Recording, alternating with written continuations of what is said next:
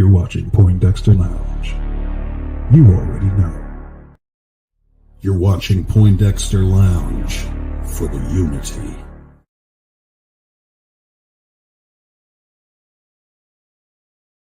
Any trouble? I'm here fishing, minding my own business. Look, I'm gonna need you to leave.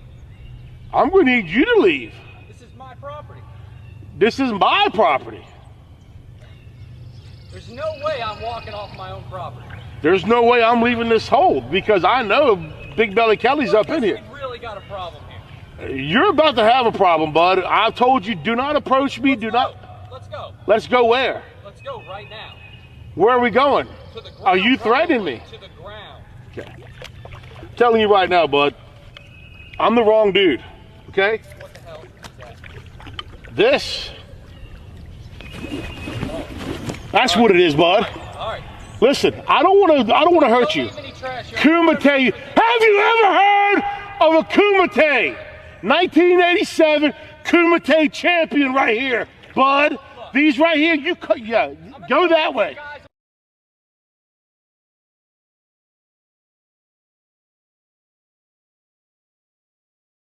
Nicotina's mom!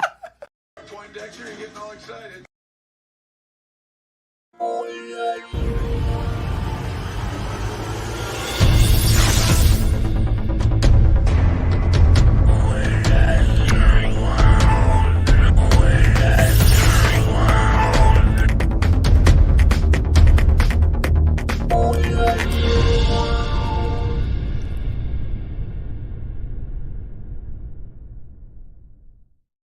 What's up, nerd family? Welcome once again to the Poindexter Lounge. My name is Enosh, aka Enosh Vet, and it is good to have each and every one of you in the lounge with me tonight. Now, look, tonight is a good night to be in the lounge. It's always a good night to be in the lounge because the Poindexter Lounge is a place for nerds. It's a place for you and me and my crew, all of our nerd family, to get together and talk about the things that we love, things like TV shows, movies, games, sci-fi, fantasy, comic books, superheroes, toys, all things and everything nerdy and anything and everything in between. And if those are things that get you excited, if those are things that get you defending your pond, yes, your little stretch of the multiverse, as it were, our little stretch of the multiverse, as it were, our little place where we know that this belongs to us, and yeah, we'll flex a little bit on anybody who tries to come at us. What was it? A Kumite champion. There it is, ladies and gentlemen. Hey, but if those are things that get you excited, then please hit that subscribe button. We want to have you here. We're literally almost to 11,000 subscribers. You can be in on that and be a part of the last few to get us to 11,000. All right. So we would love for you to be here. So first of all, I just want to say hi to a couple of people here in the chat. What's up, Kobe Dog? Good to see you. What's up, Zeno? It's always good to see you, man. Yep. If you are a DC fan, then you should care. Absolutely. I absolutely agree. I think that you think that I'm going to hate on everything tonight, and I'm not, because that's not what I do. I don't hate on anything. I like to have a discussion about it, and I do have my own opinions about it, and we're going to share that. And I've got some people that we're going to talk to. What's up, Ben? Good to see you. What's up, RJ? Resident Justice. Good to see you, sir. What's up, Oh My Diaz? Hey. Always good to see you. From one channel to the next. I hear you. Hey, go support Oh My Diaz. Got a good channel there. Andy, what's going on? Good to see you. Let's see who else is in here. Barcelona B, one of my faves. Barcelona B, always good to see you. No, that's 2 doors down and to the left. And be careful because it's a rowdy crowd down there. What's up, Edward? Recast for Henry Allen looks more like Ezra Miller's actual father. That's an interesting casting for sure. What's up, Andrew Christie? Good to see you. Justice is Gray. Blow it up, guys. 12 a.m. Pacific Standard Time. got some stuff we're going to talk about for sure. Let's see here. Who else is in here? There's a bunch of people in here. I just got to get down to you. That was the first wave of people. What's up, William? Good to see you. Snyder is leaving breadcrumbs. Follow them. Let's see. Sean C. What's going on? Put it on repeat. Put it on repeat. Put it on repeat. Justice is gray. What's up, Katsuka? What's up? You do suck. What's up, Daniel? Always good to see you as well. And Tristan, the filmmaker, for sure. What's up, Black Ops? Good to see you. What's up, TW? What's good, man? What's good? What's up, Josh? Good to see you. Right, it's coming out at midnight Pacific Standard Time. What's up, Sky? Good to see you. Let's see who else is in here. Oh my goodness. Well, we got a couple of things already to hit up, and then I'm going to bring in my first guest of the evening. What's up, Andrew Christie with a $5 super chat right off the bat? Says Vero, I just need to know if there's still hope. Are we fighting Zach by watching it and getting others to watch? Snyder's at it again. So there you go. There you go. I love it. I love hearing that. So absolutely by watching it and getting others to watch. They can't silence it. I want, and right off the bat, I want to make sure everyone knows coming in, I am not against moving on from the Snyderverse in theory, but listen to me. I'm not against there being other things. I'm not against there being other movies with different characters, and I'm not against there being other movies that aren't led by Snyder and that don't exist in the Snyderverse and all those things. I'm not against those things. I believe in the multiverse. I am down with the multiverse. But you can't shut the door on the Snyderverse. If you're going to say it all exists, if you're going to say it's all there, that it's all true, and that everything that you've seen, and that's what we're going to read tonight, is the quote, everything you've seen exists, and everything that you still have yet to see exists, then you can't shut that cosmic door on the Snyderverse and act like it doesn't exist. What's up, Black Ops? Restore that bonus. Yes, they need that bonus. Oh my goodness, that was so much fun with Firewater the other night. Let's see. What's up, DZ Foe? What's up, DZ Foe? Good to see you. Let's see here. Sean C with a $5 super chat says Zack Snyder's Justice League Justice is Gray Edition drops at 3 a.m. Pacific time tonight. Zach says to keep watching. There is hope. Hashtag don't repeat. Hashtag don't delete. Hashtag restore the Snyder verse. There you go. I'm sorry, I was having a hard time seeing that. So hashtag don't repeat. Hashtag don't delete. Hashtag restore the Snyder verse. Hey. Well, then you know what that means. That means now does it drop at 3 a.m. Pacific Standard Time, or does it drop at midnight? I guess we'll have to get an answer to that, because a couple people said a couple different things. But thank you, Sean. Appreciate the super chat for sure. And so we're gonna jump right in. Last night was an interesting night. You got it wrong. It was put it on repeat. Put it on repeat. God. You saying that, Sean, reminds me of my friend Matt. Matt and I played in bands together, and we would act so silly on stage. You know, a lot of times people take themselves way too seriously, and if they make a mistake, you know, they're just like, oh, you know, they're so serious and everything. And we would literally try to mess each other up. And our show was one of it was definitely, you know, a good rock show and everything. And it was meant to be taken seriously, but we would mess around and, you know, there's a lot of comedy and stuff like that as well. And so, when one of us would mess up, we'd be like, oh, God, ooh, boy, that was me. That was me. Yes. Black Ops, William was dropping bombs last night on everybody, and maybe we'll try to get him in here again tonight. I saw that he was in the chat, so maybe we'll try to get him in here again on some of this and get his takes for sure. Also, Aaron Entertainment with a $5 Canadian super chat. Thank you, Aaron Entertainment. Says Black Adam, I care for because of the great one, my all-time favorite wrestler. Yes, Aaron is a huge wrestler, and go check out his channel, Aaron Entertainment. He covers a lot of different things on there, and I think you'll like it. Now, a couple of things want to move through real quick. First of all, thank you to all of our Patreon supporters, all of our patrons.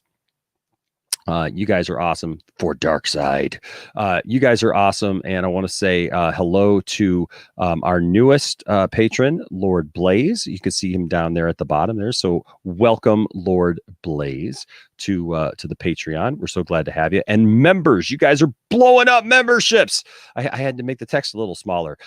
So if you see there over on the left there, the bottom three are three of our newer ones. Firewater FX, who I gotta say went full Poindexter. That's pretty awesome.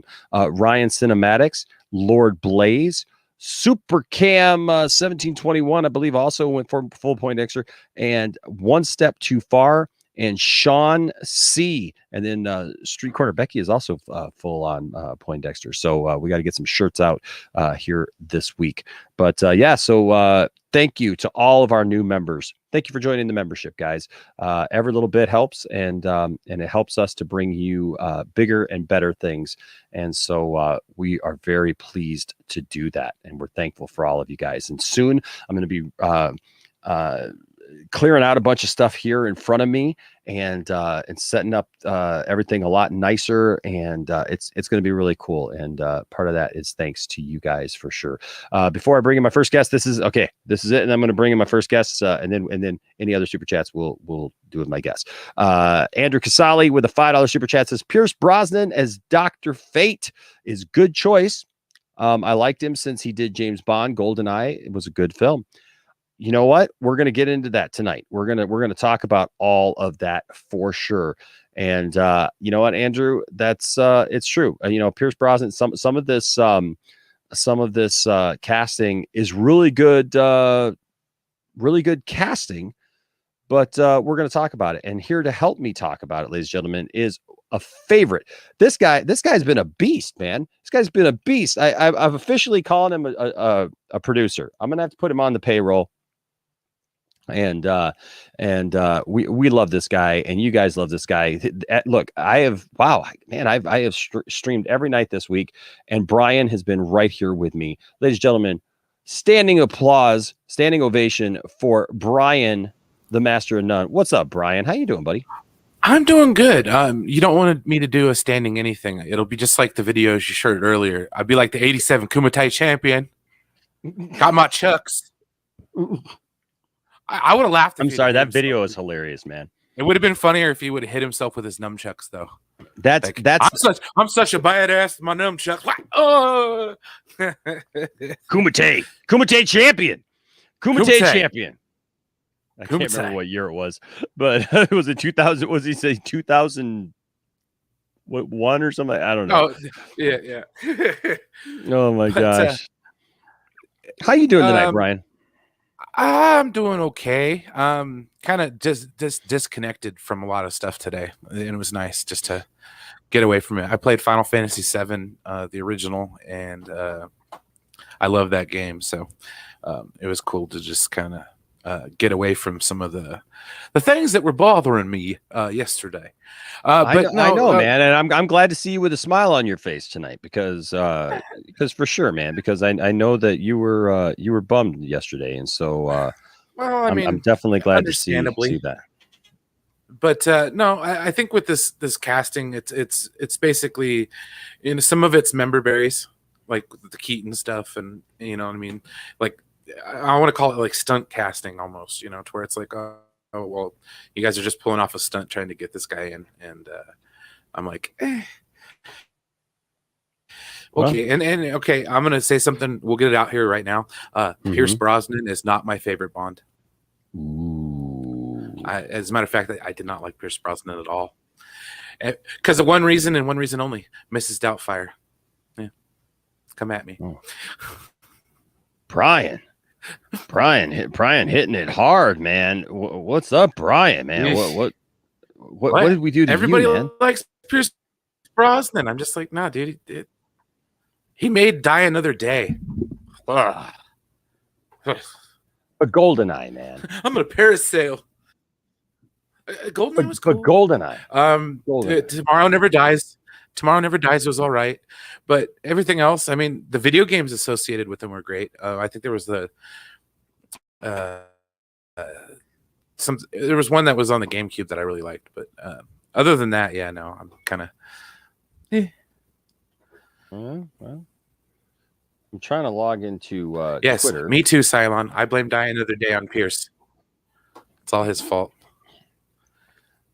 And everybody hates on freaking Daniel Craig. I like Daniel Craig, but now that I know they don't want to play it, I'm just like, whatever. You're just like Sean Connery. That's why Roger Moore's the best. He's the best. Only one that actually. Well, no, he's the only one that embraced the character and didn't trash the producers. Like Sean Connery, he did not like playing that character, and he trashed the producers. And you know, I don't know, man. Don't bite the hand that gave you what you are. Well, you know what, that man. Movie made Sean Connery. Let's be honest. It's interesting that you mentioned that, because I actually really like Roger Moore myself. That was the one that I grew up with, man. That was the guy that I grew up with. You know, so The Man with the Golden Gun is my favorite Bond movie. Like, period. Yeah. Yeah, so I mean, I can't I can't. I like that one. I like him. I like him. So yeah. Although I can do a good Sean Connery, it's just it kind of sucks. It kind of sucks that you know. I can't really do a good Roger Moore. You can't do a good Roger Moore at all. Well, so. it's the whole thing with when Bond came back for what was that movie that came out in the 80s?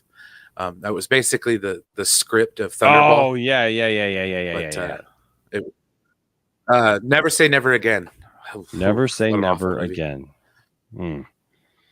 Yeah, not so good. But well, Brian, we've been at it a lot this week. First of all, a couple of things here. They say that Kenneth loves my t-shirt. I got this at a store called Meijer. I don't know. It's regional to the Midwest. So if you have a Meijer, I got it like months ago. So I don't know if it's nice. If it's still around for sure. But I got that. Hey, what's up? H Bart's in the house tonight with a $5 super chat. Says, saw on Reddit a supposed leak for JJ Superman reboot.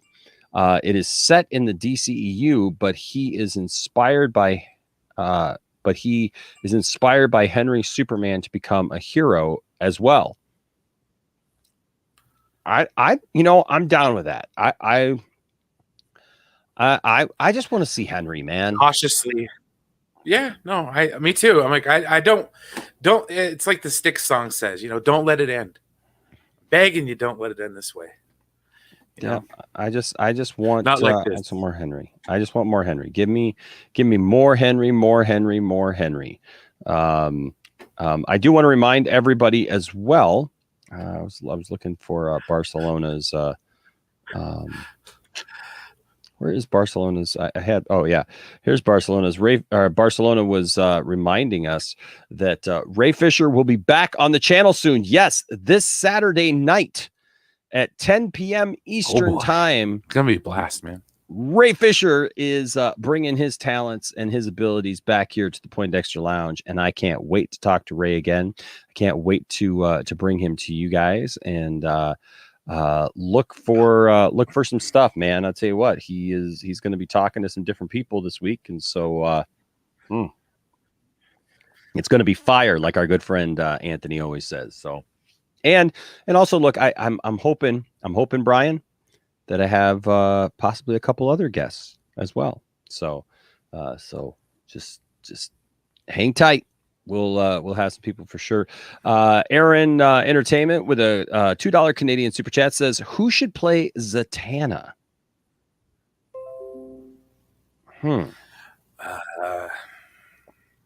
See, people are hitting me up with this casting stuff, and I'll be honest with you, man. It's really hard to tell right now, Brian.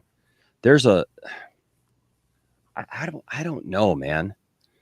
I don't know. There's a lot of young actresses, but I'm just not like, I'm not into a lot of these some of these younger actors. Well, I'm not a huge fan of fan casting either. Like, it's another situation where you're getting your hopes up, and I think that's what I kind of want to come at where I was yesterday. Mm-hmm. There's been many times where I've gotten my hopes up, and like I said, I don't want any of us to get them crushed, because the last time that happened, the fandom menace started. So it's like, slow down, try not to tie too much into what's going on, and don't give them what they want, which is us to become that group that they don't want to make the movies for anymore. Well, and that's a great point, because we do not want this to become another fandom menace. I don't want this to become another fandom menace, man. Absolutely not. I just want good quality stuff. I want good quality movies. I want to experience good quality stories and things like that. And I don't know. I just it frustrates me. It frustrates me when I don't feel like we're going to get that. We're going to take a look at some of this casting tonight, because some of it is very, very interesting. RJ. Resident Justice with $1.99 super chat, and he's a member. He's a good guy. Says, "Here's to a great stream tonight." Here. Here's I'll to drink you to and that Gwen. with my Harley Quinn. Hi, pudding. It's not really my mug; it's Tiffany's mug. If I'm being quite honest with you, to be fully transparent. Kind of figured. Yeah. But I am Kenneth here says, Inash, I will admit, even though the Snyderverse is not my DC for live action like classic Superman and Batman, DC TV and the animated DC AU stuff, I did like Zack Snyder's Justice League and I enjoyed it. See, and that's the thing. We're just out here enjoying stuff. That's what I want to do. I just want to enjoy stuff. I want to see, like I'll be honest with you, like I watched Superman and Lois this week, and there were a couple of moments on there that I was like, I don't know. And I just want good quality stuff. I don't care if it's CW. I don't care, if it's who it is. I just want good quality stuff, and good stories, yes, Bob, we will give Ray a big sloppy kiss just for you, Bob. Be like, this one's from Bob. It's going to be awesome. It is going to be epic. Tristan, you're awesome. Says Enosh is my Superman. By the way, Aaron, I'll think about. I got to think about two things. I got to think, and I really haven't had a chance to, Brian, because last night we got a question about from Oliver about my casting of Superman other than Henry. And I don't know right now. And Zatanna, I just don't know right now. It's a little too early for me to tell. Here's some ideas. Elizabeth Gonzalez, Alexandria Daddario. I like Alexandra Daddario. She's cool. She was good in was that Baywatch movie. Now, see, I like this. See, this is the kind of movie that I want. If you're going to give me Multiverse, Brian, this is the kind of thing that I want here. It says, H Barbs with another $5 says, if the rumor is true, I want to see a credit scene where Clark Kent finds Val-Zod and talks to him. That's what I want to see. I want to see stuff like that, right? Like, yeah. Well, I just don't want the characters to act like they have amnesia. You know what I mean? And that's kind of how I feel like Wonder Woman 84 was. It was like so detached from what we know from the universe that like it was like she had amnesia. They can't all exist in the same world. Oh my gosh. That's right. Hashtag us united. We ain't going nowhere. We're gonna keep up the Tiffany saw the cup. She's like, it's mine, Puddin'. I know, baby. I know. By the way, Tiffany's going to be co-hosting with me on Saturday night, and I do want to remind everybody. So Saturday night, that's all going to be about raising money for the AFSP. So we're going to have a special button where you guys can donate to the AFSP. We're going to try to raise as much money as possible because it's going to be part of the hashtag Us United day. Lots of people are going to be streaming. The 4 Nerds got one. Multiversity is going to be on the next day. It's actually 2 days, so it's going to be Saturday and Sunday, Saturday and Sunday.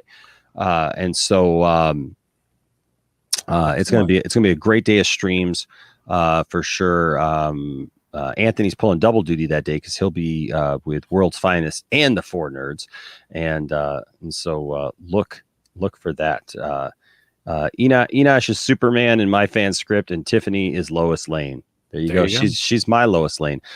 Real quick, also, I almost forgot about this, so I'm glad I saw that. So I want to tell everybody about this. So this is something that's going on tomorrow. Speaking of restoring the Snyderverse.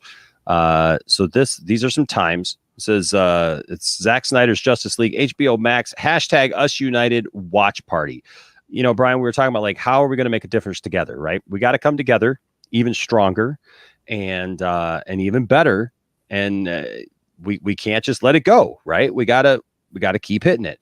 And so I know that it's tiring, but look, we can do more, but we can do it smarter. How about that? Right? We we don't have to you don't have to be defeated, guys. And I don't want you to feel defeated. I want you to feel empowered. And that's part of what this is. So if you look here, it's a watch party that's going to be going on Saturday. This Saturday, it says join in a worldwide fan event at 11 a.m. Pacific time. We will all stream. We all will stream Zack Snyder's Justice League on HBO Max simultaneously. At the beginning of the film, we all will tweet now watching hashtag Zack Snyder's Justice League, hashtag restore the Snyderverse. Let's continue to use both hashtags through the movie. If you're unable to watch the whole movie or only a part of it, please leave it playing in the background. Times for other countries are below. This is let's break the servers. Hey, the servers went down when it first came out. Let's do it. So if you're not in the United States, there's some times listed right there for various places around the world. Let's do it. Let's watch it together. Let's make our voices heard. And I think that this is a positive way of doing that, Brian. I think that this is, like we don't have to be toxic like people want to act like we are, and say that we're just this toxic fandom. No, we're not. We're people who came together for a good purpose. Threats of violence to a minimum. Don't make it look like we're trying to extort them for a movie. Exactly. Snyderverse or I quit. Oh, okay, but I've echoed that sentiment myself. But like, I don't know. It'd be a less violent one. Like I said, indifference is the best thing you could do at this point. Like. If you really want to fight back to that kind of extent, then just keep what you have, enjoy it, embrace it, and just let it move on without you. It's how I feel about like why people, Star Trek fans, I'll bring it up again. They all hang on to those old episodes, so anything new sucks. So it's like, okay, don't watch the new stuff. See, that's the thing is so I don't say about being indifferent, because if we're just indifferent and we walk away, we're definitely not going to see anything ever again. Because if they don't know that we're passionate about this, they're just gonna it is just gonna go away, and we're never gonna see anything again. The thing is we can positively tell people that we're interested in this. That there's still a large fan base. I'm kind of getting tired of being told that the Snyderverse fan base is small, that it's just this tiny little fan base, that it's a fraction of the larger fan. That's just not true. That is just not true. That the fans of the CW are a small little fraction of the bigger pie. Okay. No, that the Snyder fans are not just some small little faction. That's wishful thinking right there for people who don't want to see the Snyderverse continue. What I'm saying is that if you see something that you don't like, you don't have to watch it. You don't have to support that thing. Enjoy what you like, and peacefully let's make our voice heard. And I think that we can do that. We don't have to be jerks about it because we're better than that. You guys are better than that. I know that you're all better than that. RJ Resident Justice with a $5 super chat says, excited for Black Adam. Love Brosnan as Fate. Not a fan of recasting Henry Allen or casting an internet celeb in Flash, though. I'm optimistic about the future. Yes, all things we're gonna talk about here in just a second. But yeah, you know what? I say we just we keep the positivity rolling, Brian. We just stay positive, and I just have to fight my inner pessimist.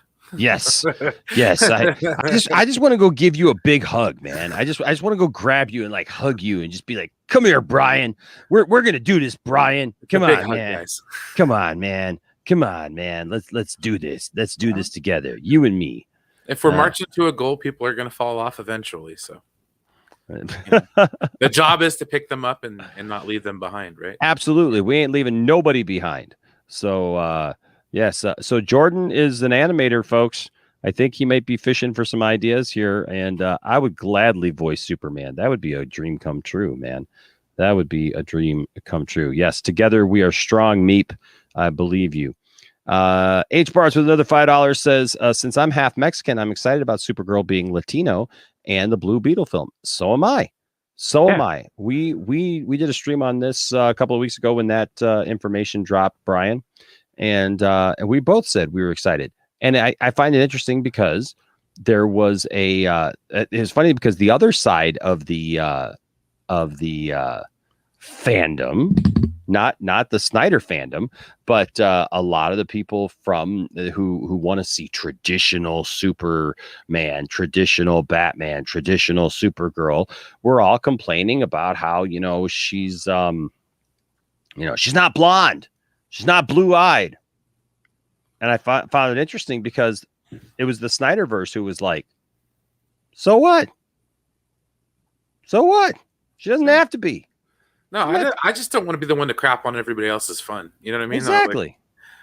And that's where I think that the difference is between us and them. It's like, well, we hey, like what you like. You know what I mean? And we're not going to give you a hard time for it. But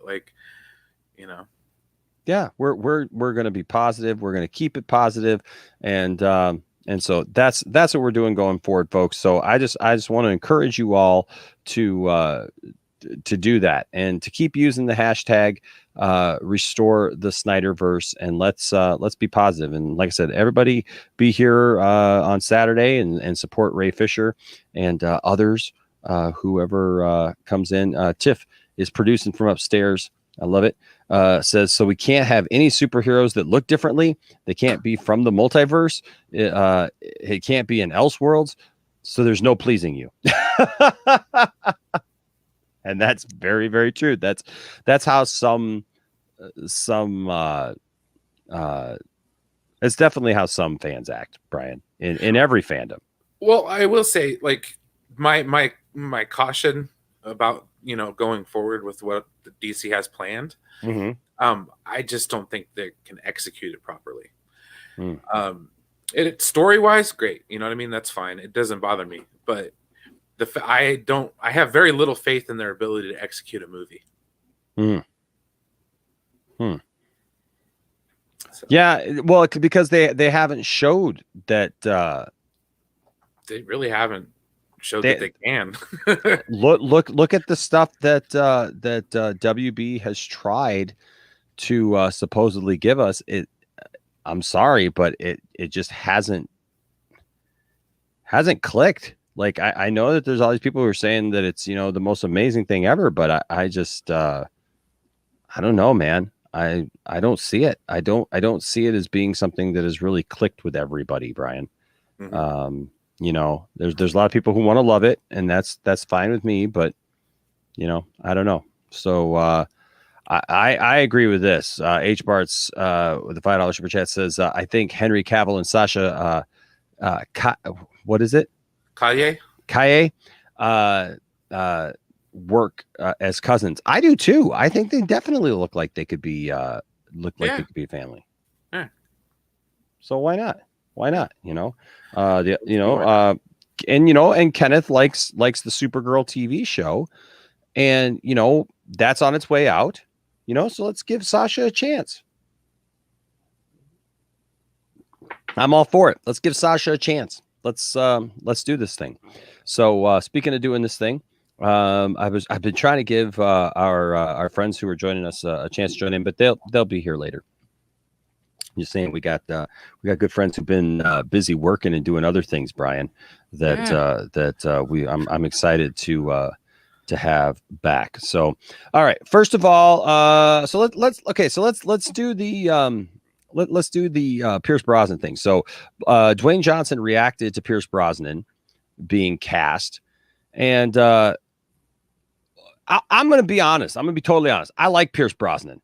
I like the idea of Pierce Brosnan. I mean, it's a strong casting, don't you think, Brian? Well, I to be honest, I don't know that much about Dr. Fate to begin with.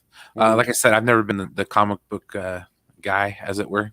Sure. I mean, I like the movies and I like the I like the shows and stuff. I'm just a terrible reader, bad eyes. But no, yeah, we'll see. We'll see. Okay. Well, the Black Adam sets are currently being built, and the movie is expected to begin filming in the coming weeks, about 3 weeks actually. So the movie is set to be directed by Jaime Colette Serra, who did Jungle Cruise and House of Wax. That's another horror director. Cool. All right, Hamada. Yeah, Jungle Cruise maybe not so much. House of Wax was all right. And will star Dwayne Johnson, aka The Rock, in the titular role, and also feature Noah Centineo, He-Man himself. Do you think we'll ever see him as He-Man? I'm doubtful. They've been talking about that for 20 years. It feels like it, doesn't it? Right? I swear to God, it feels like it. But he's going to be Atom Smasher apparently. Aldous Hodge is Hawkman. I think Aldous looks fantastic as Hawkman. I think he will anyways. Quintessa Swindell is Cyclone, and Marwan Kenzari and Sarah Shahi in undisclosed roles. Big news came out today as it was announced that former James Bond Pierce Brosnan has been cast as Dr. Fate. Now, Dr. Fate is a really cool character. Can see the future, is very mystical. It's a very spiritual thing. It's, very much out of the playbook of like Justice League Dark type of idea. So I definitely did. It's very magical, sorcery, stuff like that. Johnson took to social media earlier today to celebrate the news and said, "Such a pleasure to announce the final member of our Justice Society. The statesman, Mr. Pierce Brosnan, as the iconic and all-knowing Dr. Fate. I'm grateful to have such a talented, diverse, and hungry cast. Hashtag Black Adam." I dig this, man. I'll be honest. If I'm being absolutely honest, I dig this. I'm just glad to see Dr. Fate finally in a live action film. We saw him on Smallville, which I thought that the costume was really good. I thought the way that they did him was all right on Smallville. But he said, like most kids growing up, I dreamed about being a superhero. Johnson previously said of the film, as a kid, Superman was the hero I always wanted to be. But a few years into my fantasy, I realized Superman was the hero I could never be. I was too rebellious, too rambunctious, too resistant to convention and authority.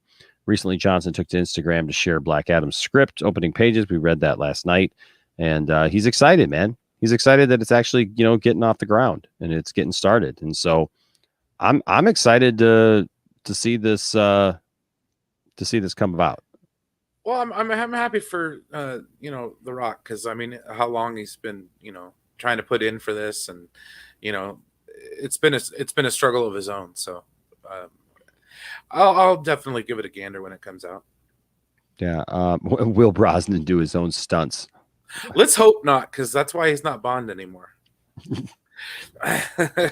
Well, he's old too, but yeah, Daniel, I believe you're right. Says still it's good casting, honestly. So you're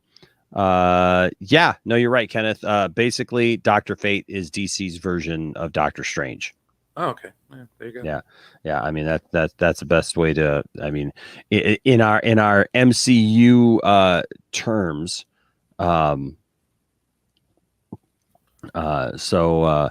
Yeah, that's the best way for people who don't know who Dr. Fate is. That's pretty much who he is. You can see people's fates. H Barts with a $5 super chat says, "Is Black Adam going to be a prequel to Shazam, and is Adam fighting JSA?" So that's what it looks like. H Barts. It's definitely a prequel to Shazam. If you watch Shazam, The Rock, his visage appears in one of the scenes there where they're talking about the champion of the past, because Shazam is the champion now, for to take the name. And so back then, it was Black Adam, but he had too much rage in him, and he did some things that were bad. And so this is supposedly him fighting the JSA, and this is, I guess, supposed to lead to him eventually joining up with, like in Shazam 3, because we're getting Shazam Fury of the Gods, which will not have The Rock in it apparently, unless it's maybe post-credit scene or something like that, which I could see that. But so we'll have that, and then we'll have hopefully Shazam versus Black Adam, and then apparently they talked about Black Adam, that there's an extra seat at the table, and that would go to Black Adam. So I'm definitely down. Tiffany has already got some ideas. Tiffany is the casting director person. Listen, I'm the guy who says, "Hey, let's film this thing. Let's shoot the thing. Let's get it. Let's envision it." Tiffany is like, "Hey, I want this person." So Tatiana Maslany as Zatanna is who Tiff wants. That's the She-Hulk. Oh yeah. She's She-Hulk. So guess we won't be getting her. So that's a bummer. Now I wondered the same thing, Ryan, who's one of our newest members. I'm hoping that we get Hawk Girl. You can't just have Hawk Man. You gotta have some Hawk Girl. At least I want some Hawk Girl. There you go. Right, Brian?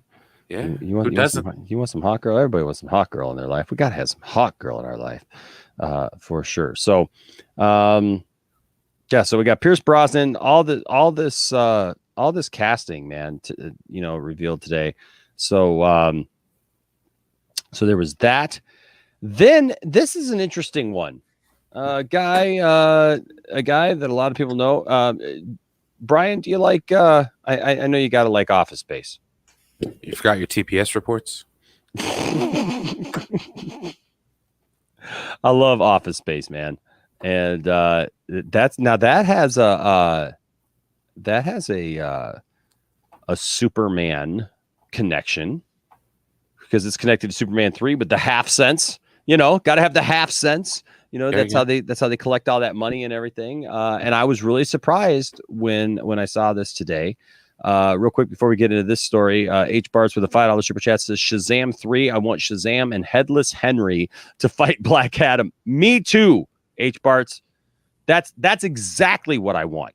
I want to see that battle, because I know that The Rock wants to fight Henry Cavill's Superman, and we need redemption for the Headless Henry Cavill scene, as far as I'm concerned. We need it. Just now. Pan up a little bit. Exactly. Just pan up a little bit. Oh, it was Henry. It was Henry all along. You CG'd his upper lip. Why the hell couldn't you give him the full Tarkin? The full Tarkin. You never go full Tarkin, Brian. You never go full Tarkin. You never go full Tarkin. Oh my gosh. But no, I mean, would you be excited to see full on Shazam versus Black Adam and The Rock and Henry Cavill flying around fighting each other, man. I like Shazam, so yeah, no, that's great. I mean, Zachary Levi is amazing in that movie, so I think so too. I don't give me understand. more. I don't understand why so many people hate that movie, man. Like, I don't know either. It's one of those things. I watched that movie before I joined with you guys, so I know what happens now, like behind the scenes and all the politics that led to those movies. Mhm. So it's like, yes, it does put a bit of a damper on it, but like, no, I freaking love Shazam. I mean, it's funny. It's the first one that like the jokes worked from start to finish. You know what I mean? yeah. There was no awkward jokes in that movie. They were great. No, I thought it was awesome. I look, you know, I get it. He's a kid, right? But that's the whole point, man. That's the whole point. And no, it didn't do $1 billion. Now I will agree with what William was talking about last night, and that is the fact that if they're thinking that they can put stuff like that together and that's going to make them $1 billion.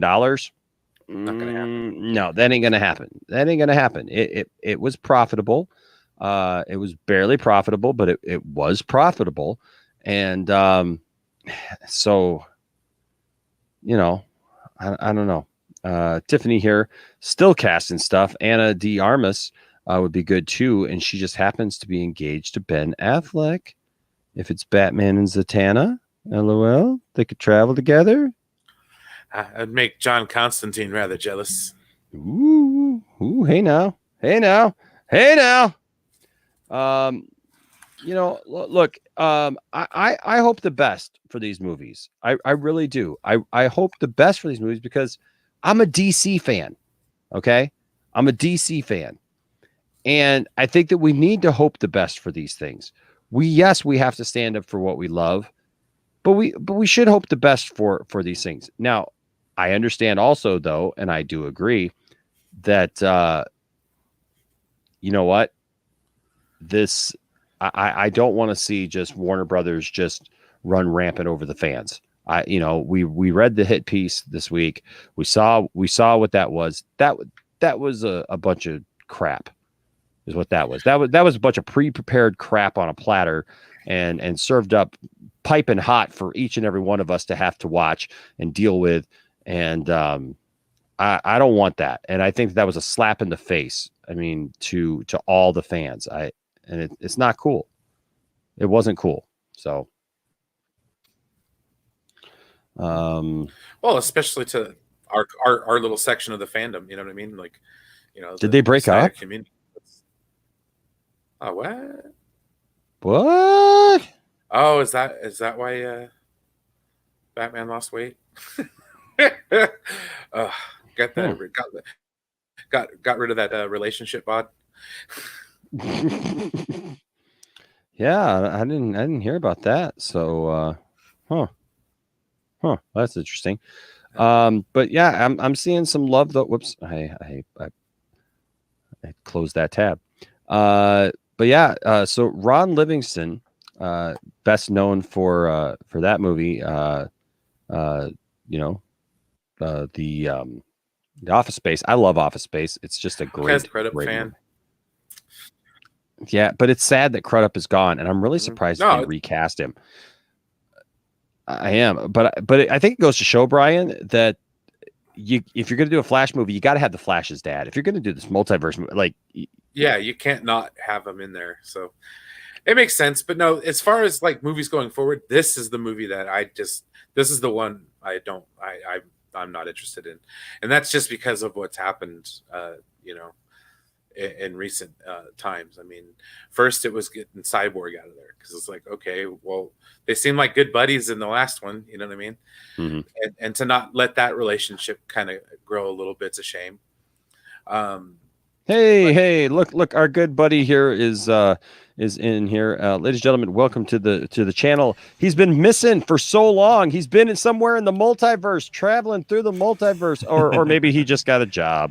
Ladies and gentlemen, Mr. Nerdy in many ways. This guy. How's it going, guys? Sorry, I I tried like 7 different times to get my camera to work. Literally, my computer restarted right before I joined the stream, and now like my camera will like it'll connect for a second, and all of a sudden it'll be like, make sure you refresh, or like your other apps aren't using your camera. It's like, I've checked it like 10 times, you dang computer. So yeah, fun stuff. Anyway, it's good to be back. It's good to see you guys. You just want to do the stream in your underwear. We know. We get it. We get it. We get it, Dawson. I'm not that comfortable around you guys, okay? I don't know. You stayed here, man. You stayed here. Like we all know, man. You got pretty comfortable around the Poindexter Lounge when you've been here the last couple times. So Okay. I mean, you were pretty comfortable when you were doing Beat Saber. Yeah. Oh no, he's got the clip. He's just trying to find it now. That's why he's quiet. Am I that predictable? There he is. There he is. Now we see Dawson. Now we got Dawson. Dawson. Goodness gracious. Like I said, we got to sync that up with this associate producer song, though. Like, heck yeah, we do. Dawson awesome. dancing. It might match up pretty well, actually. Yeah, that's what I was thinking. I was like, that'd be pretty good. It's so funny when you're in the game, you feel like you're more coordinated looking than you are. You look like you're unless you're Landon, then you're like legendary. He's all flipping the controllers around and he's like dancing and like spinning around and do your thing, man. Oh do your thing, bro. That's pretty funny. Do your thing. All right. Oh. All right. So we already talked about this, but what did you think of Pierce Brosnan being cast in as Dr. Fate? Yes, Dr. Fate. I mean, I have no issues with it. I mean, I heard rumors before that Oded Fer might be Dr. Fate, and I like that more. Because I really like Oded Fer. I like his role in the first 2 Mummy movies. I like the way you say that. Well, it's kind of an Arabic Middle Eastern name, so Oded Fer. It's how you say it. Anyways, but I do like that actor. I thought he'd fit the role really well, and I think Pierce Brosnan will do a good job. He's just personally not my first choice, but I can see why they went that way. I think it's a safe choice. Yeah, I can agree with that. It's definitely a safe choice. He's like kind of seen as like an older, wiser actor, and that's kind of how you imagine Dr. Fate for the most part, depending on who's wearing the Fate helmet and everything. So, yeah, we got 4-3 aspect Dawson. Yep, that's me. That's me. It's been a long time since I've been like this. Right? Can we also just real quick before we get into this Ron Livingston thing, Batman v Superman this week. Talking about like nobody wants Batman v Superman. Nobody wants Snyderverse. Nobody wants anything to have to do with that. Batman v Superman sucks. Why do you guys even dig that? And now we see that Batman v Superman has sold out. Good luck. The remaster sold out in 15 minutes. Good luck. Good luck, ladies and gentlemen. Speaking of 4-3 aspect. I mean, I got my copy. I got mine ordered, but they were sold you bought out 9 copies of them. That's why it sold out so fast. Come on. I got them all. Got them all. Dawson buying them all. No, I'm so excited for that. I mean, and speaking of 4-3, did you guys hear that Justice is Gray is coming out at 3 a.m.? Yeah, so is it 3 a.m. Is it 3 a.m. Eastern or 3 a.m. Pacific? Eastern. I mean, what else? It's Eastern. Okay. I'm pretty sure. I mean, don't quote me. Because I've seen both in the chat right now. That's why. So I'm not going to stay up for it though. Yeah, I'll watch it tomorrow though. I'll watch it tomorrow. So what do you think of Ron Livingston replacing Billy Crudup? I mean, I'm with you guys. I love Billy Crudup. I mean, Billy Crudup's fantastic. He's great as Henry Allen. I mean, he's also great as Dr. Manhattan. We all know this. Honestly, I have never seen anything that comes to mind with Ron Livingston in it. So I can't. Dude, okay, hold on. I mean, I can't think of anything off the top of my head. Chat, are you serious? Chat. Look, calm down, chat. I can already see it's going to blow up. It's going to blow up. Well, tell me what he's in. It's just nothing's come to mind automatically. Have you seen my stapler? Dawson said that I could have this stapler, and that I could listen to my music as long as it was at an acceptable volume. And if you don't let me have my stapler and listen to my music, I'm gonna burn down the building. Office Space, dude. Office Corporate accounting Space, bonus, man. Mickey. I've never seen Office Space. Just a Oh. moment. Just a moment. Just a See, moment. so that's why I've never seen Bri- Office hey, Space. Dawson, so. Dawson, the pleasure's all on this side of the table. The pleasure's all on this side of the table, right over here, man. Right. Why I over get the John feeling it's a C. weird McKinley. sexual thing. No. You know, Part of the movie. like Dawson, if there was, I don't know, and this is totally hypothetical. The thing is Brian kind of look like, I got the curly hair. Brian's kind of like we kind of look like the We Bobs. look like the Bobs. We'll be like the Bobs, and we'll just be like, What is you know, it that so, you say you do here? on a daily basis, Dawson? What? So Dawson, let me ask you this, and you know this, and we're just throwing things out there. This is hypothetical. I mean, and trust me, this is hypothetical. What if we were to offer you some kind of stock option kind of thing? Would that be something that would interest you? A stock option? What the? Hey, I'm here. There you go. Hey, all right. And it I was froze. the stock option. It was the stock option. It was the stock option. See, the camera comes on for a couple seconds, then it goes back off. I don't know. I don't understand what this thing is. Well, freaking weird. it's a mat that you jump to conclusions on. There's conclusions on the mat, well, cool. and you jump to them. Okay, so let's go back to the stock thing. What the freak are we talking about here? It's part of Office Space. The Oh, lumber didder. well, now I feel like I'm just gonna be quoted at like from a thing I've never seen. The entire show. You know, hey, how many pieces of flair are you wearing right now? What? Now you're just being mean. Well, he was also in Band of Brothers. He's been in a bunch of other Yeah, Band of Brothers. Yeah, it's been like a while since I've seen that. rom-com type situations. Yeah, So I've that's been why I along, hate yeah. rom-coms. Dawson hates love. You heard it here first on the No, Poindexter Lounge, ladies and gentlemen. no, don't misconstrue my words. The reason I hate Dawson hates rom-coms, Because he's a The re- man. no, the reason I hate He's a rom-coms is because almost every single rom-com out there has unnecessary stress because of lack of communication of characters, and that infuriates me. And like honestly, I have a hard time watching those movies. I have a hard time staying still and just sitting there watching them because it's so painful for me. Because you're playing Beat Saber. Yeah, I'll play Beat Saber instead. Yeah. Well, I think it's a little bit more deeply rooted than that. I think that you got your feelings hurt at some point, man.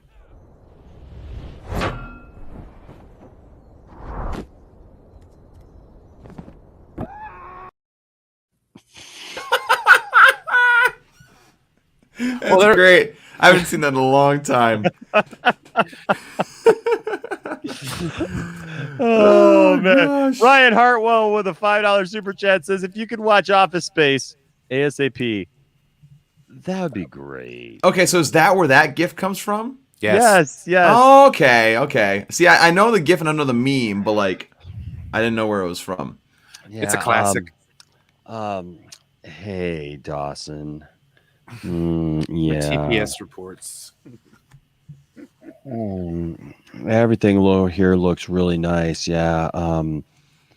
Hey, so Dawson, I don't know if you got the memo, but we're putting cover pages on the TPS reports now. So I'm gonna kind of need you to do that if you could. That would be that'd be great. Yeah. So and then also Dawson, I'm probably gonna need you to come in on Saturday. No. Yeah. Yeah. And you know, I'm probably gonna need you to come in on Sunday as well. So if you could go ahead and come on in, and we'll have a lot for you to do there. All right. So that'd be great. Thanks. And hey, don't forget about them that cover page on those TPS reports. All right, buddy. Thank you so much. Yeah, don't talk to me about working on Saturday and Sunday when I'm off from now until Monday. Okay, don't do that to me. No, honestly, that movie is It's a classic. Oh, it's Mike Judge. So like pre-Idiocracy Mike Judge. And Tiptastic, this is a fact. This is a fact. I don't like my job, and I don't think I'm going to go anymore. but by far the best line though of that entire movie. Hey, Brian, what would you do if you had $1 million? Oh shoot. 2 chicks at the same time, man. 2 chicks at the same time? Like, that's what you would do with $1 million? Well, heck yeah. I figured a guy like me, a couple $1 million to double up a guy like me, you know? Well, yeah, but like what kind of girl would do that just because you had money? Yeah. I forgot. Line. I figure, you know, like probably the kind of girl who'd double up on a guy like me. Yeah. Oh man, it's a great it's just a great movie. This is Dawson, you got to watch it. We'll have to do a watch party. We'll have to do something. Right. Plus it's got a Superman 3 connection.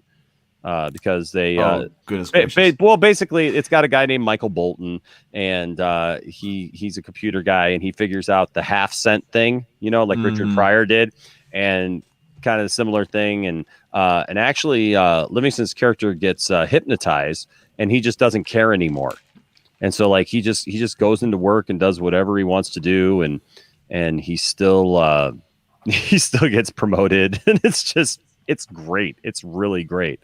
And it's funny. It's funny. If you've ever worked in an office, man, like, oh yeah, I remember I worked in an office after that movie had come out, so I just remember like PC lobe letter. What the hell does that mean? It would be great to have that kind of job security. So Ron Livingston has a special place. So like, look, if we're not gonna get Crudup, I'm actually okay with this. Also, Ian Lowe is also joining the cast as a young Barry Allen. You know, I haven't really seen him in anything. I know he says he was in Dairy Girls. I don't know anything about it. He's a kid actor, so you know, so we'll see. Yeah, I'm okay. Like I think we all wanted Billy Crudup to continue his role. We've all loved him in you know, the Watchmen, and we obviously, you know, like what little bit of we got to just see him even again in Zack Snyder's Justice League. We wanted that, but there were scheduling differences, so it wasn't that he was just completely let go. And I do think it's interesting too because you know, they're not just getting rid of the Flash's supporting cast. What's her name is coming back? Kiersey Clemens. Yeah, she's coming back. So, you know, and she wasn't even in Justice League, right? So not the canon version, anyways. Not the canon version. Oh, that pisses me off so much. Don't even get me started. Like, seriously, a movie studio that should be specializing in making quality content, literally sat Zack Snyder's Justice League and Justice League side by side and said, "Yeah, Justice League's our canon." Oh, how stupid can you be? It justifies every movie since henceforth. Nothing justifies that. I'm sorry, but like they're certified morons. Like I consider myself a nice guy, but I'm not going to mince words with this. They're certified morons for thinking that. Dude, I'm right there with you, man. I don't understand. I don't understand how they've decided that this works for them. It's like, yeah, you know, Justice League, yeah, I mean, that sucked both critically and financially and totally, like, almost made us bankrupt, basically. But we're going to make that our canon. We're going with that universe. It's like the movie that made you do a 180. It's like, yeah, the movie that literally screwed everything up in your plan, or that Zach had anyway, is the one you're going with. Because that's a smart idea. Way to go, Warner Brothers. Give yourself a pat on the back, because that's a genius move. Amen, brother. Slow clap. Freaking Einstein's over here. I don't remember, Aaron, if Billy Crudup was in Neighborhood Watch. Gosh, is that that's what the one with Ben Stiller? Yeah, the one with the freaking aliens and you shoot him in the nutsack and then it kills him. That was a surprise. Yeah. Hey. What's up, comic book fan 89 says, "Hey Enosh, love the channel. Thank you. Appreciate that. Zack Snyder's Justice League was amazing. Henry Cavill is our Superman. Hashtag Boom. restore the Snyderverse. Absolutely. And Indeed. okay, Cylon, we'll stop spoiling the movie for Dawson. That movie's just like one good line after another, though. Like you can't really like spoil the whole thing. I mean, you have seen like Idiocracy, though, right? Like, Yeah, I've seen that. okay. Oh, Man. I've watched movies, okay, just because I haven't watched the exact same ones as you guys, Dawson's over here is like, I have watched all of Snyder's movies. and that's all that I need to see. And I'm very happy. I'm very surprised that such an expensive thing like movies only exists with Zack Snyder. But I only watched the Snyder ones. I stand in back. I see no smiles. well, there's an interesting connection. T.W. McKay up in here saying Billy Crudup was in Almost Famous, and so was Ray Porter as Rhodey Mick. Yeah. Wow. So there you go. Impressive. Black Ops. WP just wants to restore the bonus, not the Snyderverse.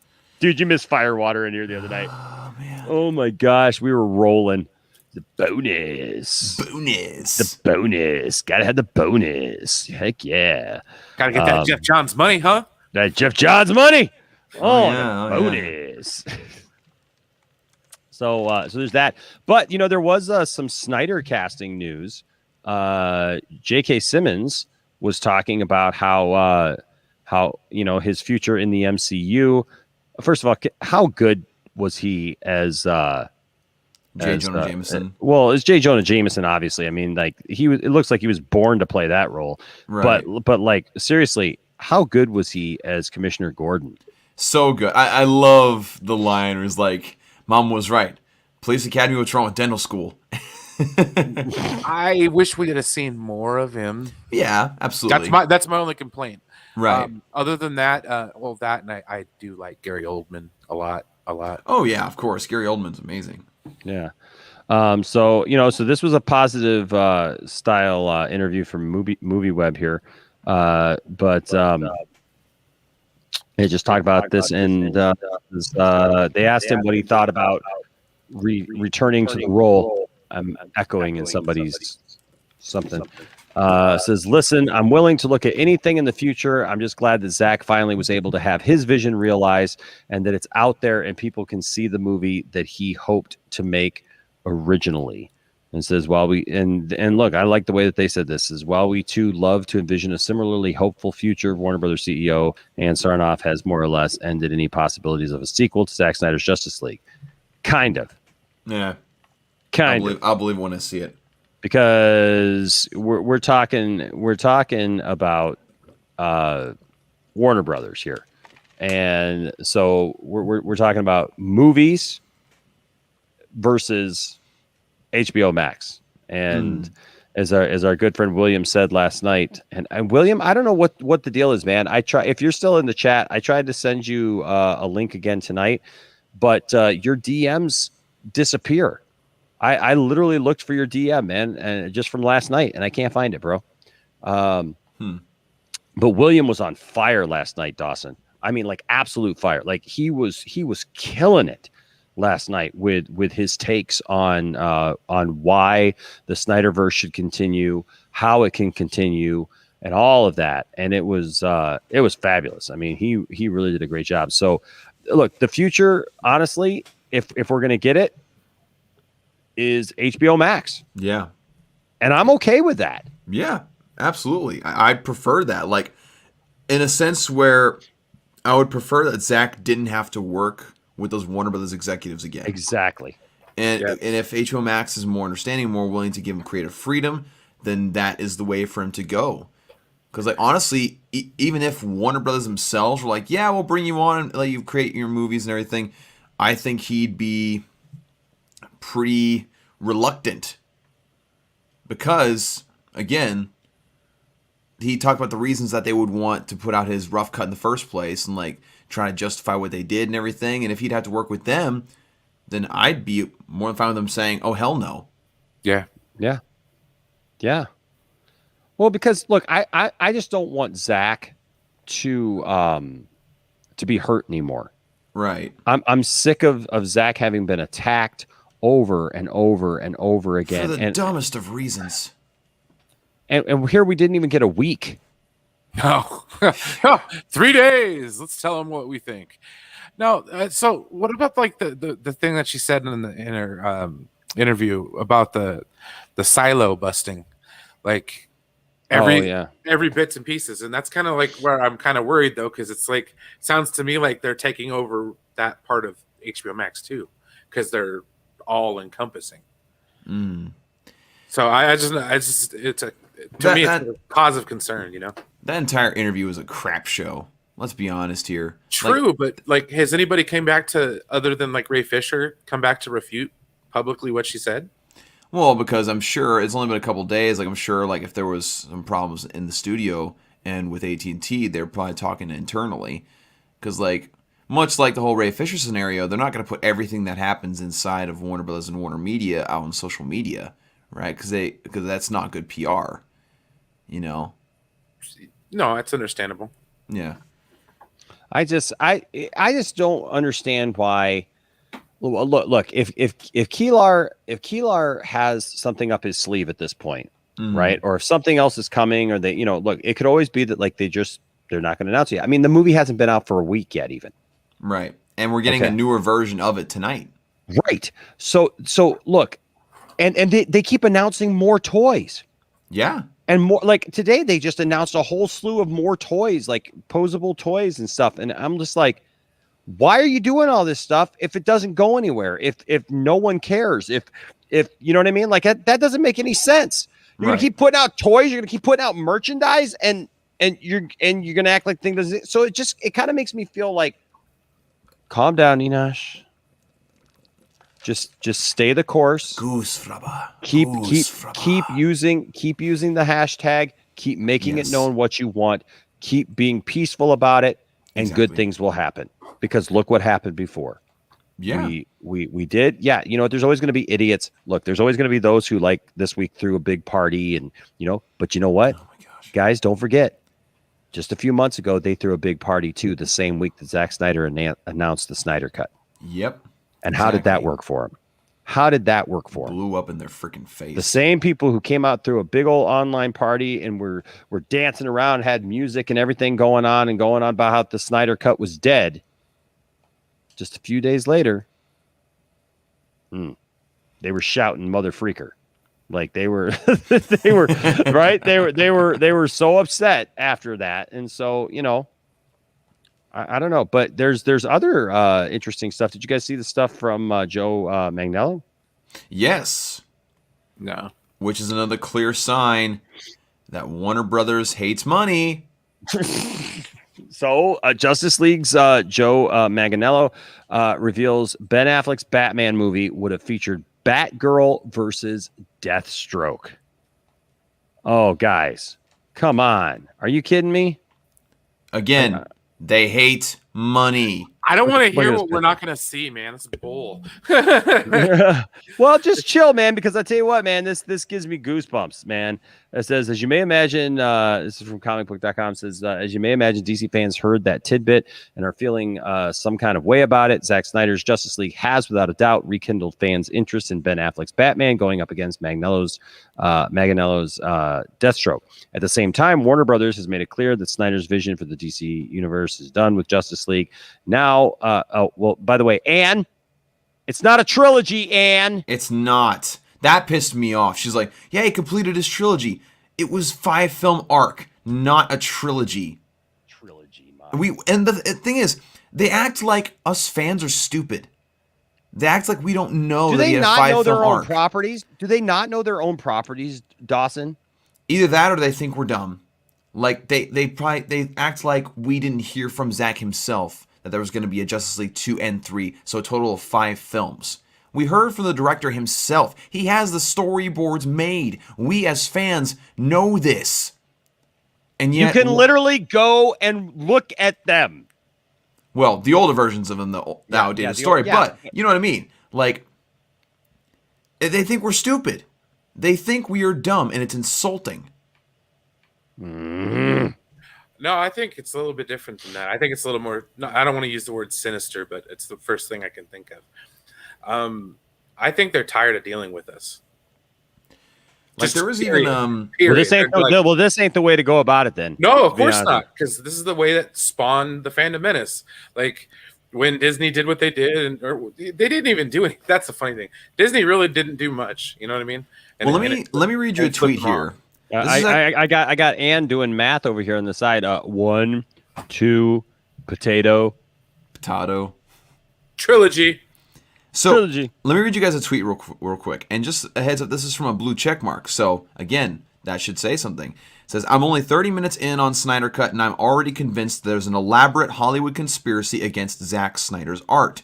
This is so much better than what was originally released. It's mind-boggling, and this is coming from a Marvel guy. # Snyder Cut. I mean, we don't like to go there. It's all because conspiracy theory, Dawson. It's all conspiracy theory. At this point, I'm more inclined to believe it because, like, literally, Zack Snyder's shown time and time again that he's a very reasonable and outstanding guy. I mean, we've all of us have talked to members of the cast of his films, and they have nothing but positive things to say about the guy and his atmosphere that he creates on set. And also, his films are very, very artistic. They've created quite a following. So why else would a studio be so against him? It makes no sense. Like, what is it about him that drives him so crazy? What is it that threatens them so much? I don't understand. I think I was listening to, was it Robert Meyer or somebody was saying that, like, Zack Snyder is like more suited for streaming, like, in a sense, with the longer stories and you know, stuff like that. I can agree with that. So, like, it wasn't me, and I'm gonna screw up what they said, but it's something along those lines of, like, old guard Hollywood doesn't want to, you know, that's William said it last night. That's old school Hollywood dealing with what's going to happen, and what's going to happen is streaming. So, yep, I think there's a bit of jealousy there, especially in the creative side as far as DC is concerned. I think the egos got involved, especially with people like Johns and stuff like that. What? Yeah, I know, right? It's such a stretch. What? Well, especially when he was like, I'm going to be the head of creative. I'm going to be Kevin Feige. I'm going to be this. And it's like, dude, we got this other guy over here who's making this movie stuff. All right, well, let's sabotage his last one. We'll bring him in. We'll screw it up to where everybody hates it. And then we can justify making, you know, what we want to make after that. Because it's a course correction, even though they literally have no course. Well, if you try to shut up everybody, you know, you don't have to listen to them. Of course. You know, and that's a sad thing. Real quick here. I honestly don't think he'd want that job, man. After all he's been through, God. Good Lord. I wouldn't want to be the president. Good Lord. Of the universe. You gotta read the name. I know. I gotta read the name. Ladies and gentlemen, my Matt Jarbo is bigger than your Matt Jarbo. With a $4 super chat, says Zack Snyder for president of the universe. I love that. That's hilarious. Oh my gosh, that's funny. And Omar Diaz with another $4 super chat. Thank you, man, so much. Says Anne really killed the Snyder Cut vibe, and I think that's what it was all about doing, was trying to cut that momentum. Right? They saw how well it was doing, how much hype it was bringing from the generals and the general audience and everything. Like, again, Zack Snyder always brings out his big fan base. This time, he got the generals excited. I know, man. Yes. And they got scared. Oh, like, my Diaz. Crap, we got to end this hype now. Oh, my Diaz calling her by name. Why did you say that name? That and Matt Jarbo. That's almost like a twofer. I mean, but if it was Matt Jarbo, it would be more like this. Tastes like sugar. Yum. Stripper. But here's another thing I've been thinking about over the last couple of days, because I've gotten a lot of introspection in it, which is quite nice. So a lot of the people's complaints that are DC fans about Marvel movies is that they're formulaic, they're this, that, and the other thing. So what's going to happen when DC movies are the same thing? Because that's what they're going for. They want that Marvel edge. Again, So they want to be trend followers, not trend setters. Oh yeah, they want to be the subject of YouTube video after YouTube video. Oh, did you see the Easter egg in that one? Oh my gosh! But the thing is, they have that right now with Zack Snyder's Justice League. It was You just sounded like a Muppet. Hey my- guys, did you hear? It's that my they had annoyed that- voice. Did you hear that they had that with Zack Snyder's Justice League? Oh my gosh! Well, hi there, Enosh. Well, hi there. Waka waka. Am I just gonna meet you tit for tat? Waka waka. it'll be a battle. I'll just turn my camera off too, and we'll just have a battle between us two, so you can match each other's voices. I'm just gonna sit over here. It ain't easy being green. Hi, old. Why are there so many songs about rainbows? What Why does Ann not able others to hide? count? What? I said, why is Anne unable Oh. to count? Pretty much. Executives are stupid and don't know what the fans want. And I kind of went into a goofy thing instead. Hey. Well, hi, Mickey. Yeah, if I was channeling my inner Jeremy, it would be, There is no way that I am going to believe these numbers. These numbers. There is no way. It's Jeremy with another video. what do you guys think? Do you guys believe the numbers that they're putting out there? That, like, well, Dawson, you and I talked about this earlier. I think it's funny. Yes. They're comparing these weird numbers. They're like, hey, here's what Wonder Woman 84 did in 3 days, and here's what Zack Snyder's Justice League did in 5 minutes, and somehow that's the same. It's they misconstrue the narrative so hard in that article, and it's so embarrassing how obvious it is. Because again, for those of you who don't know what we're talking about, the Deadline article said in 5 minutes, Zack Snyder's Justice League had 1.8 million HBO Max households watching it, and they're saying, and that's less than Wonder Woman's 2.2 million in the 2 days of its release. It's like, wait, hold on, you're comparing 5 minutes to 2 days? How does that make sense? I don't know. If anything, that should make Zack Snyder's Justice League more impressive. Hey, we tried to leak it out there before, so nobody. Well, that didn't work. Okay. Sorry, I don't want to. I gotta believe at this point that it's all the same person doing all these, which I just absolutely love. I in my own head, I want to think that it's. I love the avatar. Math. It reminds me of Brian from Family Guy. Math, you dick.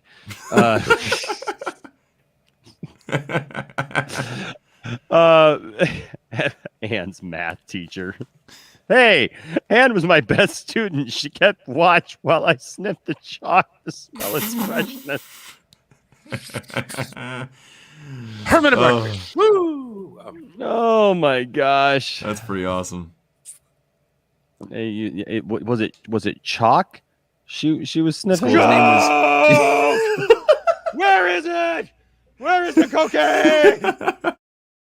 Or those dry erase markers, because you can get high off of those. Heck yeah, you can. Hey, Y2 Jericho. What is up? Hold on. Oh, well, I was looking at his Jericho Choi. I was like, what in the world am I looking at here? Because it's so far away. Y2 Jericho Y2JS says, with a $10 super chat, thank you so much, Y2J. Says, hey guys, I was just curious, what is your opinions on the Ryan Reynolds Green Lantern movie? Upon rewatching, I don't think it's as bad as most say, and it was, and would have loved to have seen Ryan in Snyder Cut. I'll go first on that. So here's my. I think it's funny that your comment showed up as yellow. The Green Lantern comment there. It's kind of funny. But well, so here.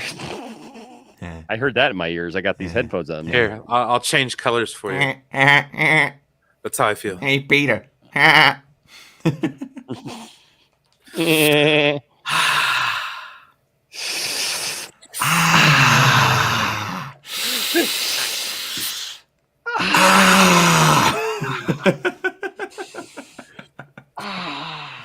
Oh my gosh. Okay. But no, so here's the thing. There's actually a lot about Ryan Reynolds' Green Lantern that I actually am okay with and I actually like. I don't think that it was as bad as everybody says it was. Here's my my biggest problem with it. Parallax. Parallax absolutely sucks.